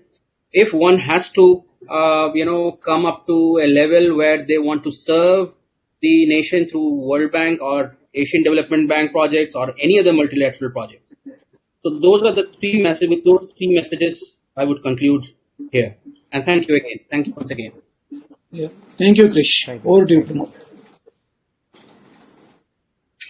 Hi, I want to thank ICAI for giving us this opportunity and sharing about ADB and our operations. I think one thing I would just like to talk about here is working for ADB is just not about business. It's also about bringing, uplifting the society. Our major mission of ADB remains reducing poverty to the minimum. And that's our major objective. So all our projects are inclined towards it. So if anybody is working for ADB directly or indirectly, we are working for that. So I encourage everybody to look for opportunities in our projects in any form, whether as a consultant or working for an executing agency. So that's a very good work, actually. It's good for the society. I think that's the last message I can say from my side. Thank you. Great. So I think it's a great interaction. It's a great webinar, which I can say it's a lot of insight about the project, lot of insight about the ADB, lots of insight how the consultant can be engaged with the ADB. It's been I think I'm getting a lot of text messages and mails that it's been wonderful session. Really lot of kudos to everyone, Bisma, Pramoji and Chris for, having more interactive program and briefing more in details. So it's very thankful to you for you came to the in ICAI platform. I request Chitle sir to have a vote of thanks to all of you and conclude remarks. Yes, thank you, Chairman sir. Ladies and gentlemen, Bisma has presented in small time the consultancy management system elaborately. I'm sure that if one goes to that PPT even aftermath, he will understand what all things are required to be done. The principles perceived for specialists, for enrolling specialists, the ADB consulting opportunities, steps for the purpose of joining this league. Even after joining, what you have to mind, everything he has really done in a wonderful manner. Again, he has talked about debriefing and also limitations what take place.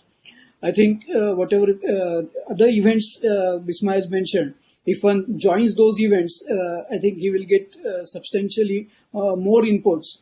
And as was said by Krish, that homework is necessary. So attending these sessions would really be enlightening. This was only a precursor, this today's webinar, but I think more can come from these events. So thank you, Bisma, for sharing all this with our viewers.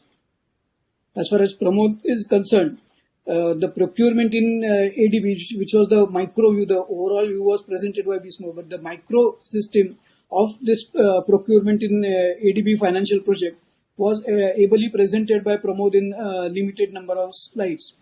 The consultant review process, the program for terms and preparation of terms of reference, cost and estimates, and also in which case cost is more denominator, in which case the expertise is more, what are the selection methods. All these things have been dealt with by Pramod adequately and in a small time which was available. So thank you, Pramod, for being with us and informing all these micro aspects of empaneling with ADB projects. As far as Chris is concerned, yes, we were in dialogue for a good number of time, and he was kind enough to allow this particular seminar or webinar to happen. I'm sure that what he has said is the understanding requires 2 days program, but in a condensed manner within 1 or 2 hours, we have been able to reach to many chartered accountants. I believe that this will develop interest in number of chartered accountants who are not presently associated with ADB. Definitely the interest has been created, and the visible proof of it is the messages that we are getting of their happiness with this particular project. Definitely, as far as what Chris has stated, that homework is the hallmark. It is, you have to do research, you have to understand the ADB, and that will have to take place at individual end. As far as experience limitation, which was perceived by many small and medium firms, that was also informed by him that yes, reading and studying is one more part, but getting associated with various firms for the purpose of execution of project, that is also necessary to give you on-hand experience.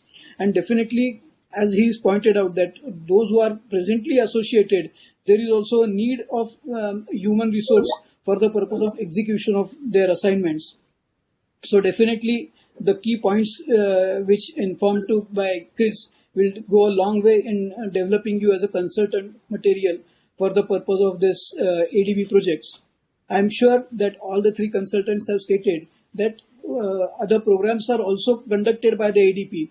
Much more trainings are conducted by them. Maybe on some other occasion, we will consider also having maybe full day webinar or maybe 4 hours sessions for 2 days in consultation with these ADB officials. So thank you, Chris, for really enlightening our members.